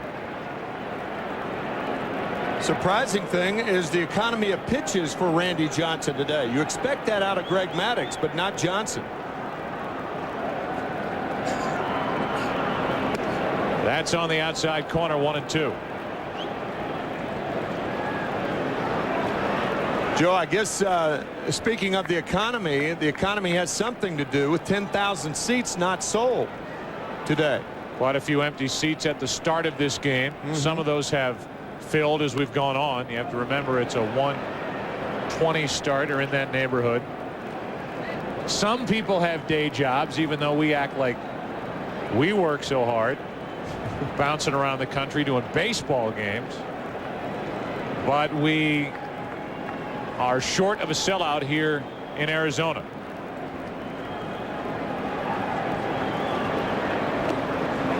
Two balls, 2 strikes.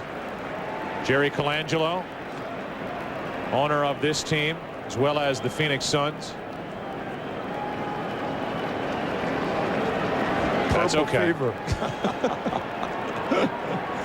See, afternoon baseball. Here's a 2-2 pitch. Tap foul.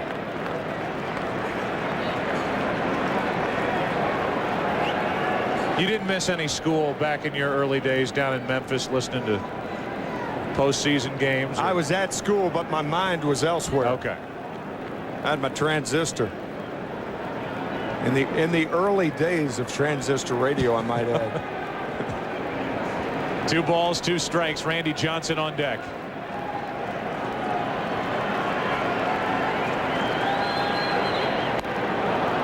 One away. Randy Johnson will walk to the plate. Right now he is working on a 1-hit shutout through 7. Answering critics who ask him that question, why have you not been successful in the postseason? It's kind of funny. You give up 5 runs in the game and the team scores you 6. Well, it was a gutsy outing. You know, you won the ball game. It was a gutsy outing. Well, I give up 1 run against Kevin Brown, game 1 in Houston, and we lose 1-0. And it was, you know, you can't win a postseason game. A lot of it has to do with run support, as he is trying to win his first postseason game since the 1995 American League Division Series. Game 5 for Seattle. And he will work in the 8th inning to Andrew Jones, Bernard Gilkey, and Ray Sanchez. Steve Carsey and Mike Remlinger, a right-hander and a left-hander, getting loose for Atlanta. A W doesn't go to a second baseman or a center fielder or a catcher. Goes to 2 people, a manager and a pitcher. But obviously more is taken into consideration than 1-loss records when you're talking about a guy like Randy Johnson in postseason.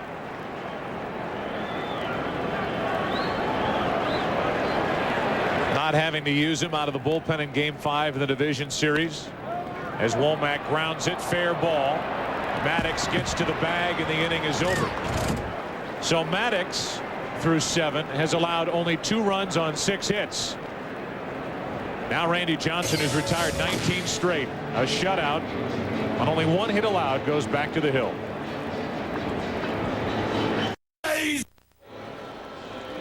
Randy Johnson back to work. We give you today's game summary brought to you by Nissan. We're in the 8th inning, 2-0.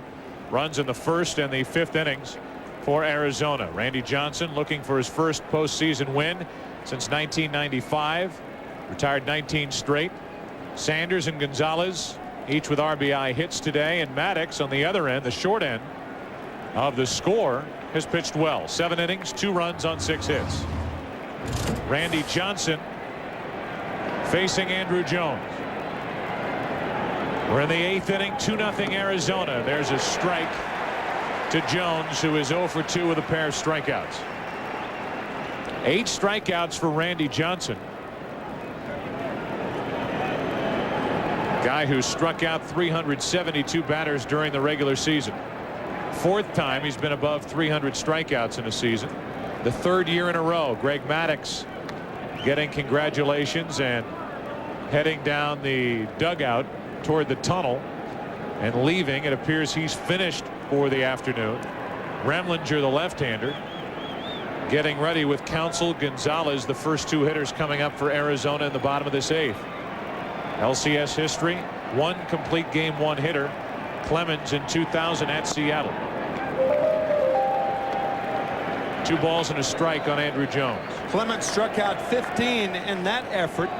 Randy Johnson, Joe mentioned it earlier, on May 8th against Cincinnati, struck out 20, becoming the 4th pitcher in Major League history to strike out 20 in 9 innings. 2 balls, 2 strikes on Andrew Jones. Interesting thing about that game, he left with the score tied 1-1 after 9. Jones going for a bad slider. Here's a 2-2. 3rd time Jones has struck out, 9th on the day for Randy Johnson. 90 pitches on the afternoon. That's about a total you would expect for Greg Maddux. Here's Randy Johnson talking about, oh, how he wishes to be like Maddux in that category. Oh, without a doubt. I mean, I say that all the time when you're watching a game or you go up against a pitcher that throws less than 100 pitches and goes deep in the game. But that's not part of my game. It never has been. And if I'm fortunate enough to go out there and throw, 90, 100 pitches in 8 or 9 innings, then I feel that, something has went extremely right in that game for me. So 91 pitches. He has 1 out in the 8th inning. And something has gone extremely right for Randy Johnson here this afternoon. He's retired 20 straight. Only 1 hit allowed. And he falls behind in the count 2-0 to Bernard Gilkey. A dynamic duo, unlike any other duo at the top of any other rotation in baseball.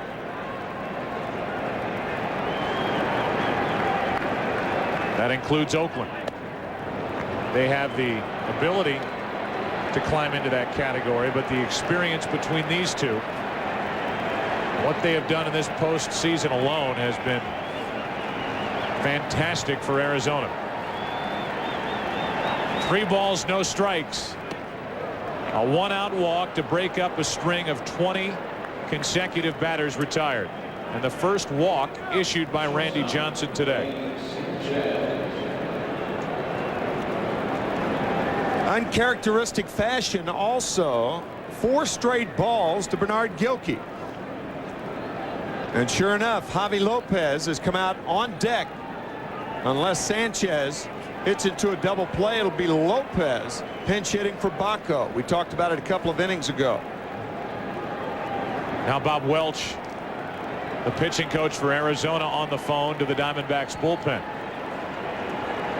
With his pitch count of 94 pitches, I'm sure Johnson's arm feels like it's in about the 6th inning. But a 4-pitch walk to Gilkey, and now Ray Sanchez at the plate. Breaking ball for strike 1. Bobby Cox telling us before the game that he has been impressed with the swings that Sanchez has put on pitches. And he said, you know what, I don't think I'm going to pinch hit for him a lot anymore. Something he has done since he was picked up from Kansas City. 0-2. Another breaking ball.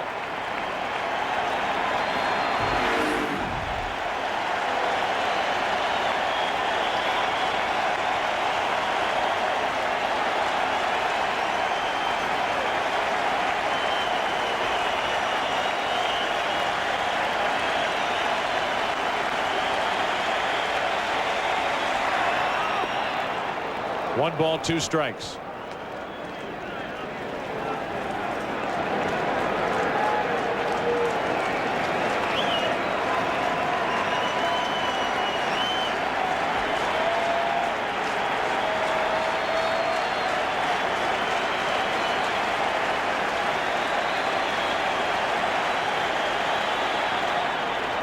I'll look to Gilkey over at first.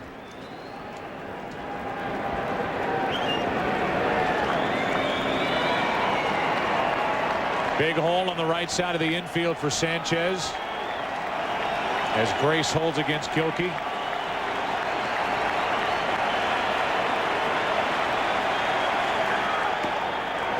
Two balls, 2 strikes. No real need to hold against the runner right now. However, some first basemen don't like the impediment of having the runner between them and the hitter. They see the ball better. And Gray's still quick enough to cover that hole.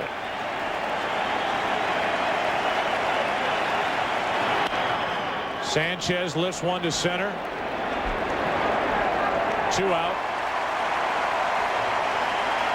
And Gilkey back to first with the pinch hitter Lopez coming up. September 30th, playing the Mets, a collision with Robin Ventura.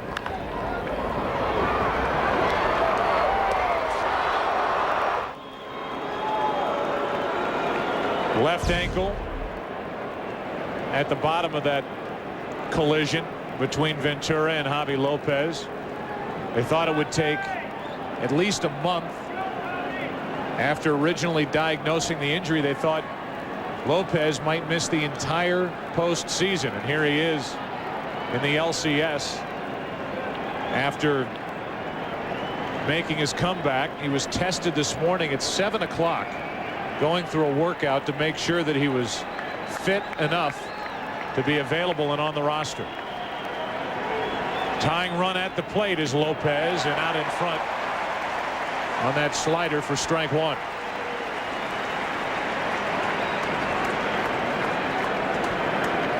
Lopez hit .267 with 17 home runs and 66 RBIs during the regular season. And again may start tomorrow night and catch Tom Glavine.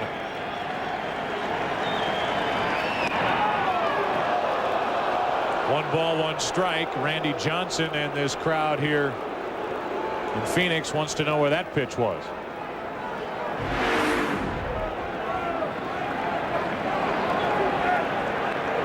Besides right down the middle. Certainly not too high, particularly this year. Here's a 1-1. There's a strike, and it's 1-2.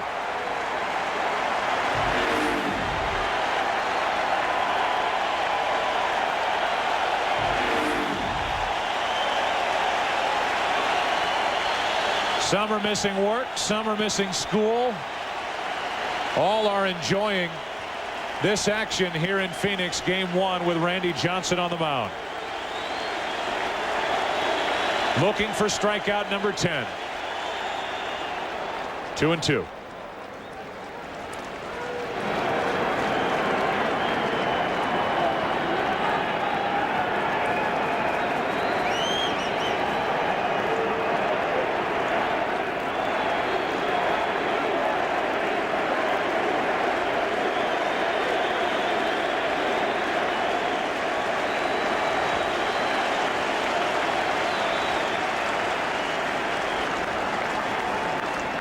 For you Braves fans out there, Steve Torrealba is the 3rd catcher for the Atlanta Braves. So we'll see if Bobby Cox, since Lopez is in the game, we'll see whether he keeps Javi in the ball game or goes to Torrealba. Tying run at the plate, Javi Lopez. 2 out, 8th inning. 2-2 the count. Inning over.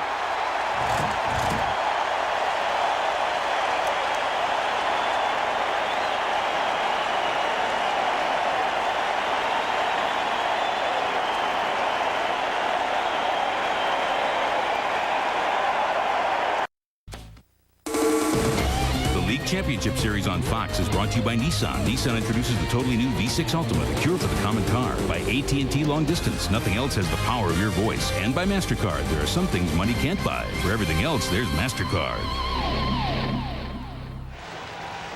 Folks, welcome back to Phoenix. Tomorrow, it's a big day of baseball. 4 Eastern, 1 Pacific on Fox. Game 1 of the American League Championship Series presented by the New York Stock Exchange, as the Yankees are in Seattle to take on the Mariners in a rematch of last year's ALCS. Then at 8 Eastern, 5 Pacific, it's game 2 of this series.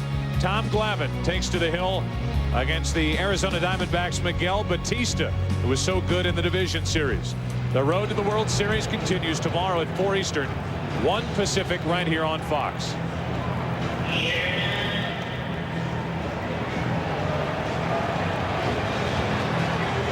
Mike Remlinger takes over for Atlanta here in the bottom of the 8th, with Counsell, Gonzalez, and Sanders coming up. 2-0. Arizona on top.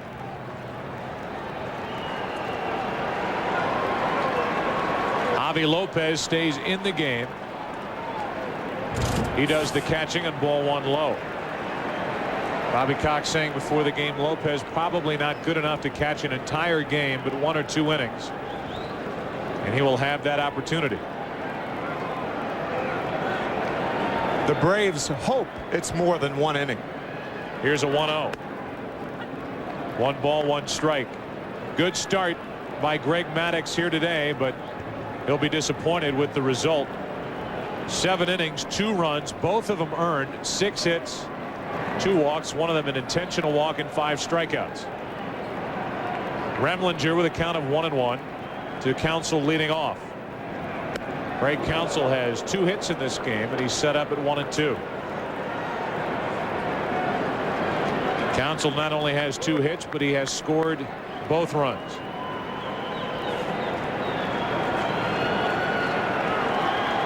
And it is likely that even with a left-hander, Glavine on the mound tomorrow night, that Counsell will stay in there and bat in that number 2 spot.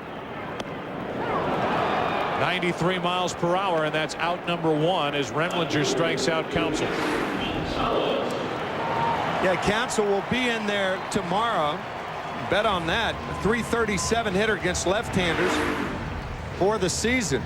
Remlinger odd in that left-handed batters hit 322 against Mike this year, while right-handers hit only 194. But he gets Counsell on that good fastball. And the reverse is true for Rudy Cianez. Right. Out of the bullpen for Atlanta. So Bob Brentley alerting us to the fact that we could see left-handers pinch hit against Remlinger and right-handers pinch hit against Cianez. Ball 1 down and into Gonzalez, who has an RBI single. He's also reached on an error. 1 out of 3 this afternoon. Reggie Sanders on deck.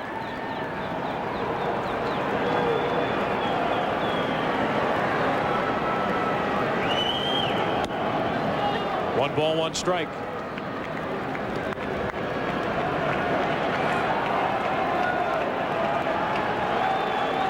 That's it. 1 hit for Atlanta.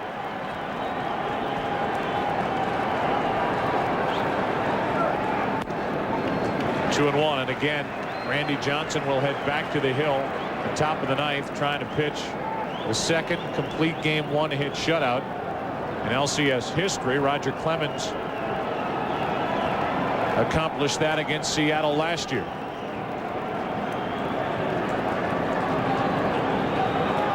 The 2-1 to Gonzalez.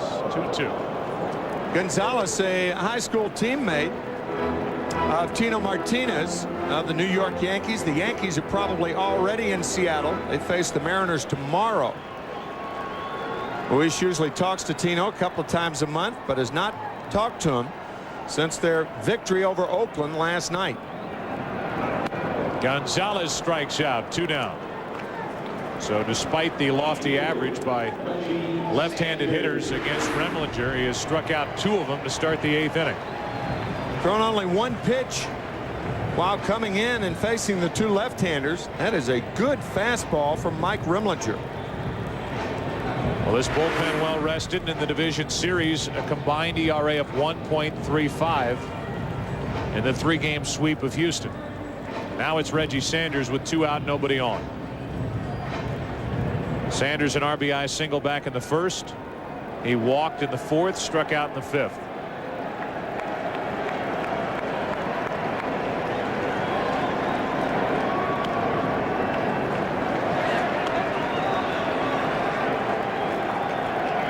The Braves in the 9th inning will have a pinch hitter, then Marcus Giles, then Julio Franco. If anybody gets on, Chipper Jones. So they will need only 1 base runner to have a chance, barring a double play. 1 base runner to get at least Chipper Jones to the plate.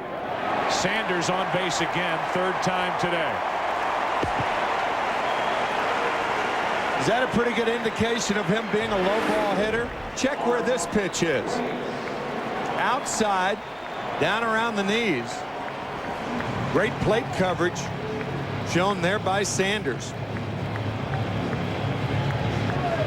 Again, Reggie Sanders, who last year had a terrible year wearing the Atlanta Braves uniform, stepped in for these Diamondbacks, ended up their cleanup hitter, and hit 33 home runs, drove in 90. He's at first with 2 out, and Grace takes ball 1. Sanders last year with Atlanta hit only .232 with 11 home runs and 37 RBIs.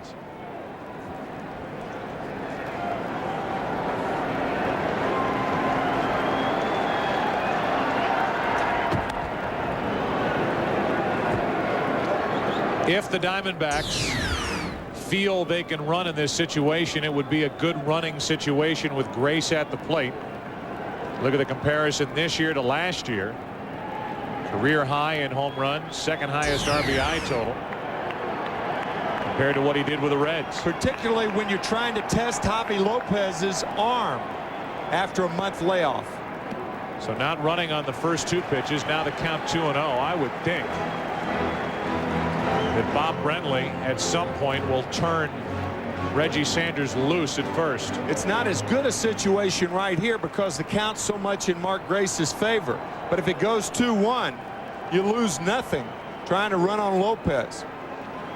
So with the count 2-0, runner stays put and a base hit through the right side. Sanders will turn and go to 3rd. It's 1st and 3rd, 2 out. Back-to-back strikeouts, back-to-back hits. And now Matt Williams will be the hitter, but Remlinger won't be on the mound. Major league hitters this year hit .356 with the count 2-0 on them. Reason for that, you get a predictable pitch, as Grace did there. Grounds it into right.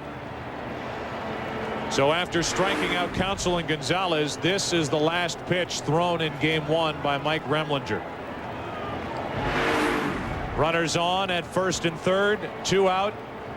Carsey coming in. Time for an AT&T call to the bullpen. There it is. 8th inning. Game 1. Hello? Hello? It's Carsey in the 8th.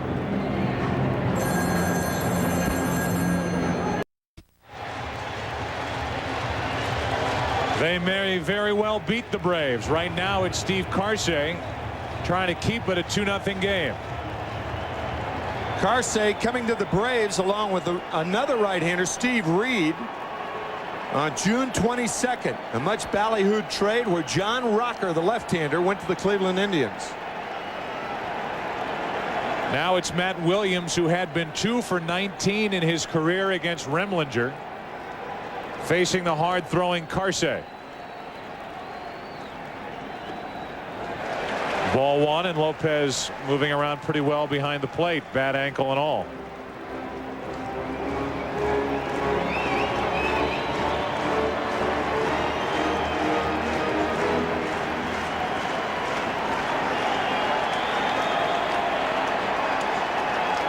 Runners on at 1st and 3rd, 2 out. 2-0 Arizona, bottom of the 8th.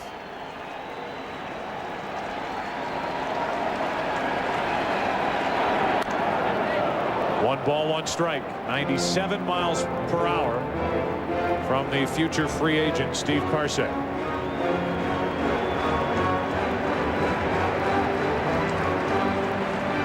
Sanders on at third. He singled. Went to third on a hit by Grace.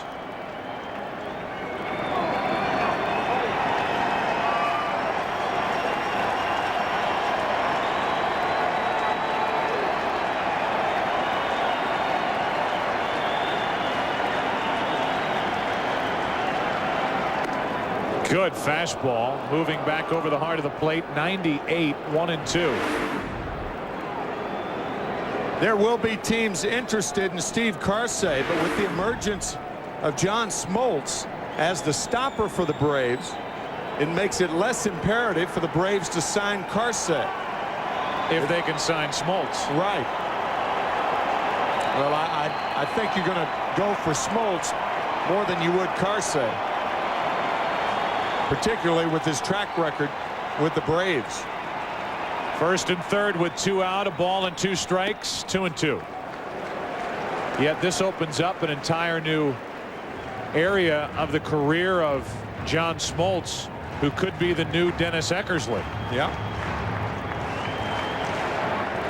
And it depends on what the Braves are willing to pay to keep Smoltz in an Atlanta uniform.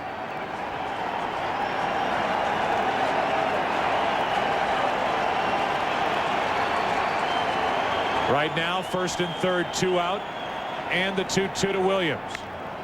Popped up, should end the inning. Giles to his left, Jordan coming in, and it's Giles who pulls it in. Randy Johnson back to the mound. 9th inning. 9th place hitter due to start it for Atlanta.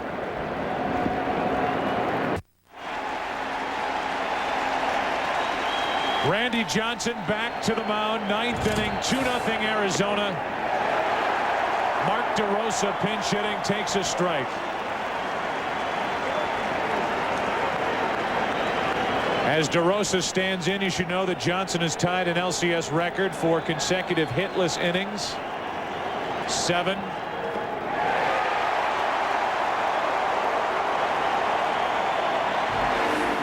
Randy Johnson is throwing as hard or harder than he did earlier in the game. The only hit for the Braves back in the first, hitless since then. Only 2 base runners all day. Off the end of the bat, Grace. 1 out. Randy Johnson kept hearing about how he had failed in the postseason. 2-7 in his career, losing 7 straight, a major league record. An ERA of 3.67, however, to go with that 2-7 record. He has not had a lot of run support. Well, he hasn't had a lot of run support here today against Greg Maddux and the Atlanta Braves, but it's been enough. 8 1/3 innings, no runs, 1 hit.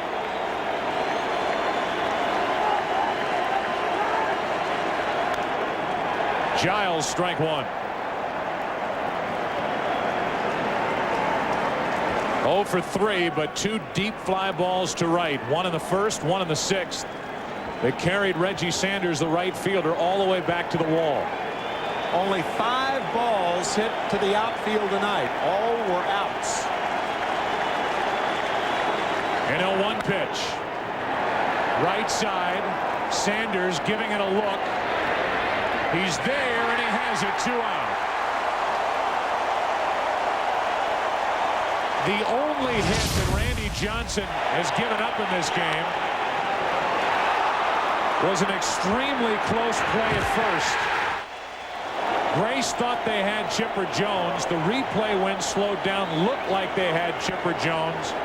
The safe call was given by Jeff Kellogg, the umpire, and that's the only hit of this game for Atlanta. They also got a 1-out walk to Gilkey last inning. And those are the only times that Johnson has had to work out of the stretch. Julio Franco, the last hope for Atlanta to keep game 1 alive.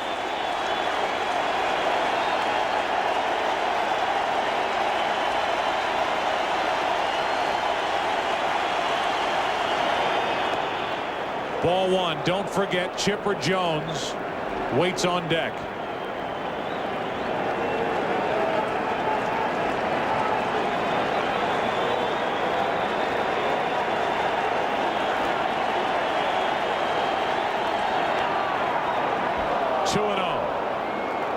Chipper Jones, who has 6 home runs in his career and 23 at-bats, and the only hit today.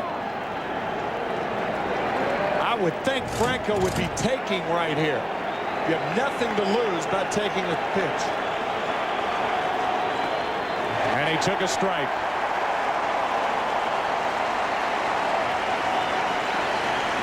Say it again. Chipper Jones, who waits on deck, has 6 career home runs against Randy Johnson. If he bats here in the 9th inning, he'll be in a position to tie the game.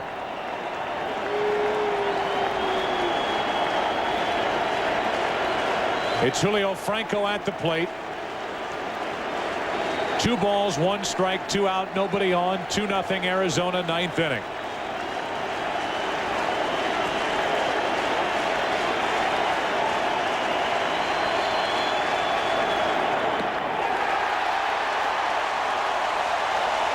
There's only one way that Randy Johnson wants this game to end, and that's with strikeout number 11.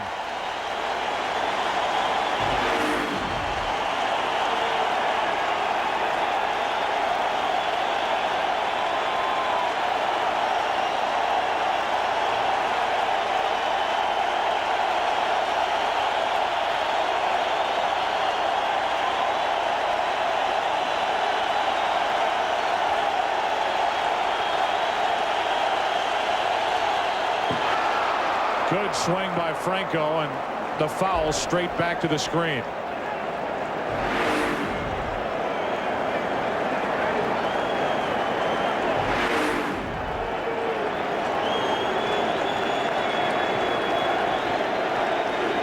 Randy Johnson trying to pitch the second 1-hit shutout in LCS history. Roger Clemens accomplished that last year against Seattle. Johnson trying to do it against the Eastern Division winners, the Atlanta Braves.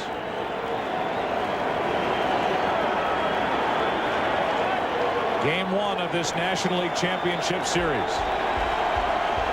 Braves down to their final strike.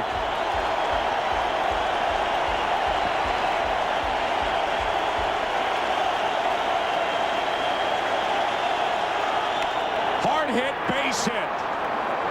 Julio Franco is on with the second hit of the day, and more importantly for Atlanta, it gets Chipper Jones to the plate with a chance to tie it with a home run.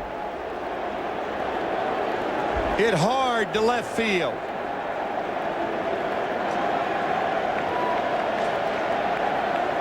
Middle of the plate fastball for Franco. Down a little bit. A ball that he's more apt to pull. Now, if you're Arizona, you just play your first baseman back, play it as though nobody's on base. Even though a pinch runner for Julio Franco, Bobby Cox, on a ball at second base. There's no sense in holding a runner on here, not with this guy up. But Bob Brenly keeping Grace on at first base.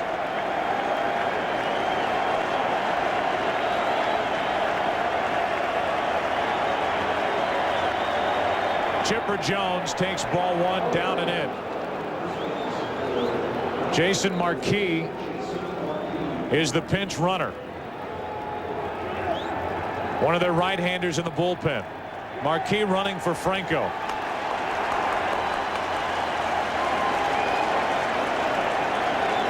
The outfield for the Diamondbacks, no doubles defense with Jones up there playing as deep as they dare. They've changed the call on that first pitch. They appealed down to first. Pitch was down and in, but they said Jones went around. It's 0-1. 1 on, 2 out, 0-2.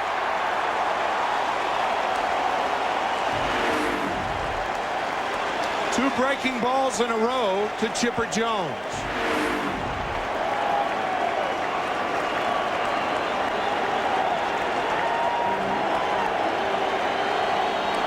And again, Atlanta down to their final strike.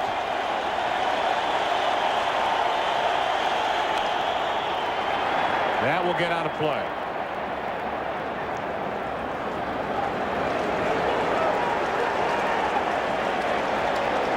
Kurt Schilling went all 9 in Game 5 of the division series to get the Diamondbacks here, and Randy Johnson, the other half of that dynamic duo, the 6'10" half, trying to go the distance here in Game 1. National League Championship Series and an 0-2 pitch coming to Chipper Jones.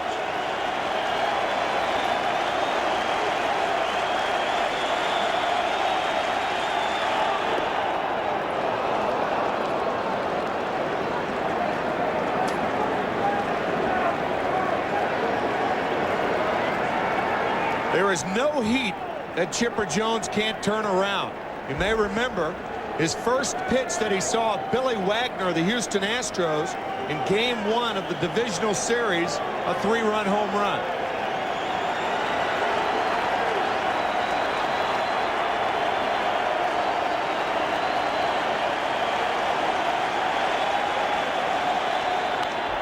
Into right field, that's a base hit. Marquis will turn and go to third, and it's first and third, 2 out. Chipper Jones keeps it going. Now the tying runs are on for Brian Jordan. And now all of a sudden Bob Brenly has a decision with runners at first and third. 120 pitches on the day for Randy Johnson is a base hit to right by Chipper Jones, who has averaged 117 pitches a game this year. Pitching coaches will tell you, the hitters will tell you what kind of stuff you still have. Kim is ready in the bullpen, but Randy Johnson will stay on the mound, facing the go-ahead run at the plate, Brian Jordan. 0 for 3 in this game.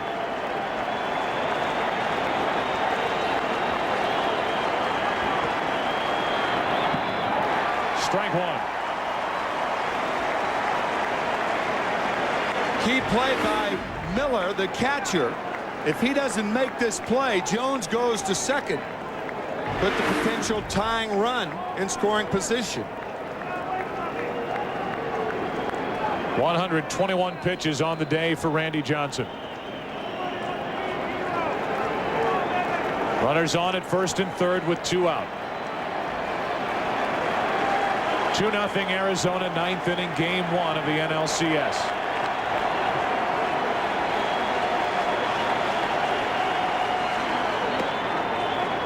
One ball, 1 strike.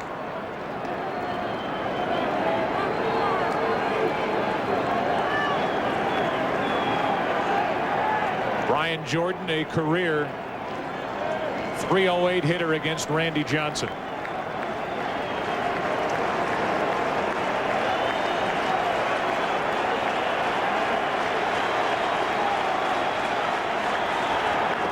Strike 2.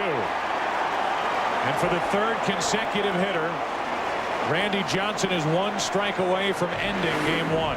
He's gone to the fastball on both Franco and Jones. We'll see if he goes to the fastball with Jordan. His slider right now is his best pitch. Jordan missing that slider by 8 inches.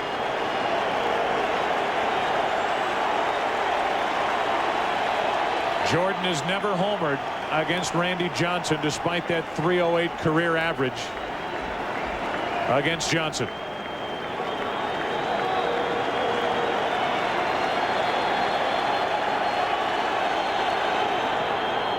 He didn't go to the fastball. It bounced in there, and again Damian Miller made a terrific stop. This is the better of the 2 stops after the first pitch, and now Miller with another fine play. Marquis, Chipper Jones, the tying run at first.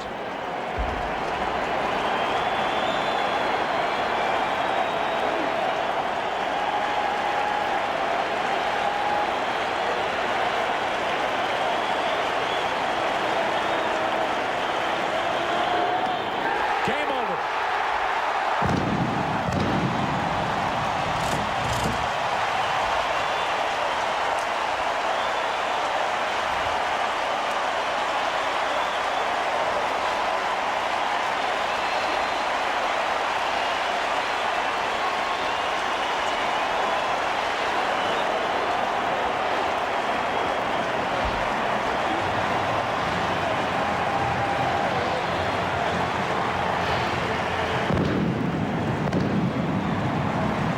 He had lost 7 consecutive postseason games, and Tim McCarver, he put that to bed with his effort here in this game, a 3-hit shutout. That slider to Brian Jordan to end the game was as good a slider as he threw in the first inning to begin the game.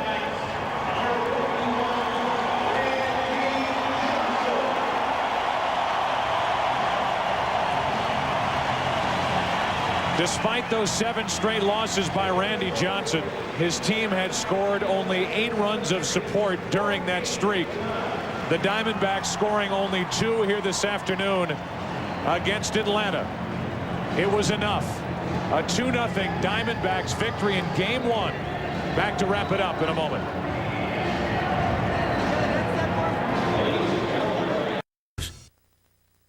I'm Jeannie Zalasko at the Fox Network Center. We have a Yankee sighting in Seattle, gearing up for Game 1 of the ALCS, 4 p.m. tomorrow on Fox. It's been an unbelievable playoff so far for the Pinstripes, but tomorrow a new season starts. So what we've done for the last 5 years has no bearing on this year. So, yeah, I really don't think people take that into consideration. I know we don't take that into consideration, just like what you've done in the regular season has no bearing on the postseason. The Fox Championship doubleheader begins tomorrow at 4 p.m. Eastern on Fox, Joe. All right, Jeannie, nice enough to join us after a big effort today, Randy Johnson. Randy, first of all, congratulations. I know you got sick and tired of hearing about 7 straight postseason losses. You took it in your own hands today. You have to be proud of the way you threw here in this game. Well, I am. And it's not to say that I wasn't proud of the way I had been pitching in postseason. It's just, you know, it's a whole different level when you get to postseason. You know, there was a lot of games that, you know, you win during the regular season, giving up 3 runs. But in postseason, it's just it's a whole nother level when you get to postseason. You got to step up your game. And today I did, but it's not to say that I don't feel like I had in the past. Randy, it appeared that you had as good a slider at the end of the game as you did at the beginning. Well, you know, as you get deep in the game, my hand starts cramping up because I'm gripping the ball so tight, and that really affects my slider quite a bit. So I'm trying to overthrow a little bit out there, and I'm just happy to get this game over with, get it behind us, and put us in a position now to where hopefully we can win another one tomorrow and get to Atlanta. Randy, last question, then we'll let you go. Giles took you to the fence twice to right. We caught you going off the field after that last fly ball deep to right, saying no more. Who were you talking to, and what were you talking about? I was talking to Damian Miller, my catcher, and just telling him that wasn't the pitch to be throwing him. We were throwing him a lot of off-speed stuff off the plate, and he very apparently was trying to go to right field with those pitches, so we need to stay in on him. So that's what I was signaling to Damian. All right, congratulations on this 2-0 victory. Thank you. I'd like to say hi to my mom. Hi, Mom. Thanks, Randy. All right, there you go, Randy Johnson. A 2-0 Diamondbacks victory. Well, we would like to thank our producer, Michael Weissman, our director, Bill Webb, Aaron Stoikov, Eric Billickmeyer, Steve Horn in the booth, everyone who helped bring you this game. For more information on today's game and for the latest information on Major League Baseball, go to foxsports.com. For Tim McCarver, I'm Joe Buck. We say so long from Phoenix for now. Don't forget tomorrow at 4 Eastern, 1 Pacific. It's Game 1 of the ALCS presented by the New York Stock Exchange. Yankees and Seattle in Seattle, a rematch of last year's ALCS. You've been watching coverage of Major League Baseball playoffs on Fox. We're back here tomorrow night. Join us. This is your home for the 2001 World Series. Good night.